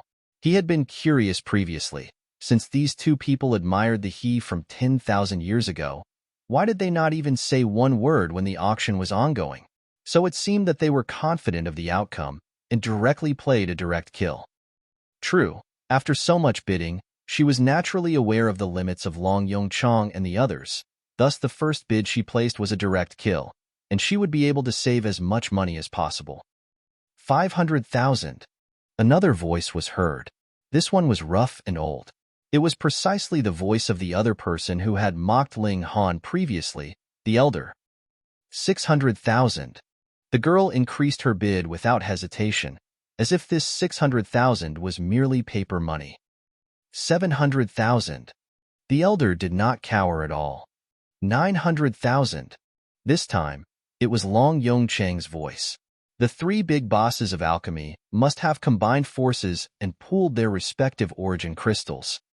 1 million. The girl and the elder spoke up at the same time. 1,500,000. The girl paused a while and directly called out an astronomical price. It seemed like she was an impatient character and did not want to add the bid bit by bit like before anymore. 2 million. The elder was unafraid as well. These were two super rich people. At the beginning, who would have thought that the real competitors for this alchemy furnace would be the two of them? Putting aside their identities, merely the fact that they could take out 2 million origin crystals was enough to qualify them to sit in a private room on the 5th floor. For the Spirit Treasures Pavilion, which was a business establishment, anyone with enough money would be their dad. Ling Han could not help but be rueful and mumbled, "I have used a considerable number of alchemy furnaces by now, so should I consider selling them off as well?" This caused Lu Yutong and Li Sichan to laugh. They thought that he was laughing at himself. There was no way that they would be able to figure out that the two Ling Han were actually one and the same. After the price had reached such a high level, even Long Yongchang and his companions could only become observers. They felt that it was really a pity. That was an alchemy furnace that had once been used by the Alchemy Emperor, and if it could be displayed in the Star Brilliance Palace Hall, that would definitely make this place into the Holy Land for all alchemists. Yet they did not know that as long as Ling Han once again reached the apex in future, this place, as the important location that Ling Han had broken through to Earth-grade alchemist, would definitely become the Holy Land for alchemists. 300,000, 2 stars origin crystals. The girl once again placed a bid, and it instantly gave everyone a scare. In theory, if the grade of origin crystals was raised, their value would be tenfold, but in truth, no one would be willing to spend high-grade origin crystals like money. Just put it this way. If the same amount of 1-star origin crystals would allow one to successfully break through in 3 years' time, then using the same amount of 2-star origin crystals would only take 1 year. That was right. Time was the most important factor, especially for those martial artists who were below the flower blossom tier. They only had a lifespan of merely 100 years. Thus, the earlier and the younger they broke through to the spiritual pedestal tier, the more time they would have to attempt breaking through to the flower blossom tier. Once they managed to break through, they would be able to cast off their mortal body. 1-star origin crystals were made by the spiritual ocean tier martial artists and were extremely helpful to the cultivation of anyone in the body refining, the element gathering, the gushing spring, and the spiritual ocean tier, as they were able to supply enough origin power. However, for those in the spiritual pedestal tier, the effects of 1-star origin crystals would be greatly discounted, and only 2-star origin crystals would have enough effect. And for those in the flower blossom tier, Aside from the fact that 1-star origin crystals could be spent like money, they were complete trash. Thus, the higher the grade of origin crystals, not only the better the effects, but also the more the purposes. There were some extremely valuable spirit medicines that not only needed to be purchased with origin crystals, they might even need 4-star, 5-star, or even 6-star origin crystals. Thus, the true value of 300,000 2-star origin crystals far exceeded the value of 300,000 1-star origin crystals. 400,000 2-star origin crystals. The elder was similarly calm. Everyone was so shocked that their eyeballs looked ready to pop out of their heads. What kind of concept was 400,000 2-star origin crystals? That would need 40,000 spiritual pedestal tier martial artists to work on concocting them for a whole year. In the whole North region, were there even 10,000 spiritual pedestal tier martial artists? Most importantly, these two seemed to be completely calm and looked like they didn't care at all. Were they really from the North region? Ling Han was also very curious. He could still understand if Long Yongchang and his companions fought over the alchemy furnace. But what were these two fighting over it for? He could not help but activate the Eye of Truth and gazed at them. At first, he found the elder, but the latter immediately sensed his presence. He gave a heavy humph, and a sound wave spread out. Woo! Ling Han gave a muffled groan, and instantly a stream of blood gushed out from his right eye. He actually experienced much suffering from this one blow. The flower blossom tear, that was power that exceeded the mortal realm. Ling Han, Lu Yutong, and the others were extremely shocked. Why did he suddenly cry tears of blood out of the blue like this? Only Hunyo fixed a stare at a particular direction in her alertness. It was precisely where that elder was. Obviously, the little girl was not glaring arbitrarily. Instead, she had really sensed something out of the ordinary and immediately looked vicious. Chapter 311. An Astonishing Discovery. Chapter 311. An Astonishing Discovery. Ling Han held on to Hunyo. That old man was too powerful. Even though Hunyo possessed a terrifying speed, in front of someone in the flower-blossoming tier, that would have no effect at all. The latter would only need to release a burst of aura, and that would be enough to kill the little girl with a shock wave. "It's all right," he said with a shake of his head as he withdrew a towel and wiped off the blood. He could feel that his right eye was still faintly aching. But once the indestructible heaven scroll circulated, the pain instantly disappeared. In a mere few minutes, his right eye was completely back to normal. It really deserved the name of the indestructible heaven scroll. Even such a fragile body part like the eye could be easily healed. And after a few minutes of tug-of-war, this alchemy furnace was successfully purchased by that cloaked woman. She paid an astronomical price, reaching 1 million 2-star origin crystals. With so many origin crystals, as long as I have broken through to the spiritual ocean tier, I would probably be able to break through to the 9th layer in less than a month, right? Ling Han thought. Origin crystals were used to create an environment filled with origin power, which would speed up the rate of cultivation. He once again focused his sight to find that cloaked woman. In a short while, he had found her, but what surprised him was that the moment he found that girl, she had coincidentally stood up. Her hands were holding onto the alchemy furnace that she had just successfully purchased, and she was actually planning to leave. In other words, she was purposely here for this alchemy furnace, and now that the alchemy furnace was in her possession, she was naturally going to leave. With the Eye of Truth, Ling Han glimpsed a sliver of her face, and could not help but be slightly awed. This girl was really beautiful, not one bit less beautiful than Chi Hualan. However, whether it was this girl or that elder, they weren't alchemists at all. Ling Han did not sense one bit of the air that an alchemist should possess on them. There was no need to doubt this. As the alchemy emperor, if Ling Han was still unable to distinguish whether someone was an alchemist or not, then he should really buy a piece of tofu and kill himself with it. Two people who were obviously not alchemists, yet were willing to spend over 1 million 2-star origin crystals for a damaged alchemy furnace. Why would that be? Previously, they were indeed very reverent towards his previous self, but if one claimed that they would pay such a high price for the sake of their admiration, it was a little incomprehensible. The cloaked woman left, and the elder in the flower-blossoming tier left as well. The two of them shared the same target, which was this alchemy furnace. Now that the alchemy furnace had found its home, they would naturally have no reason to continue staying here. It was really baffling. He could only take them as real rich people who were truly in love with the Ling Han of his last lifetime.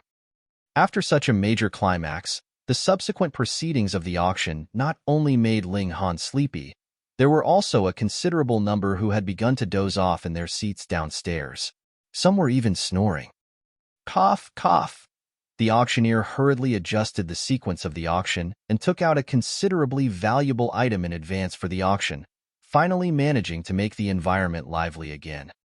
After another half an hour, an item on auction attracted Ling Han's interest. It was a sculpture that looked like a scorpion. It was completely black all over and exuded a cold metallic light. According to the studies of a few of our experienced appraisers, this should be an antique from 5,000 or 6,000 years ago. There are some ancient words on it, which are slightly different from what we have today. After deciphering, they can roughly be interpreted as Scorpio Palace Hall, life and death, reincarnation for 10,000 lifetimes, the auctioneer said. This should be a token, a key, and it should be able to open the Scorpio Palace Hall of one of the 12 heaven mystery realms. Schwa. His words had just fallen when everyone stood up. All of them looked very excited. The 12 heaven mystery realms were one of the great mystery realms that were rumored to exist. They would open every 100 years, and one would be rendered dumbstruck by the abundant spiritual chi within them. A day of cultivation within could be equal to 10 days, or even 100 days of cultivation in the outside world. As a result, innumerable spiritual herbs grew within. Since the mystery realm only opened every 100 years, not only were they mature enough, but due to the spiritual chi within, the quality of these spiritual herbs was shockingly high. But this was not the point. The point was that the 12 heaven mystery realms had 12 mysterious palace halls, and according to the rumor, the greatest treasures of the mystery realm were hidden within cultivation techniques, spirit tools, martial arts techniques, alchemical pills. There was once a fortunate man who entered into the Ares Palace Hall.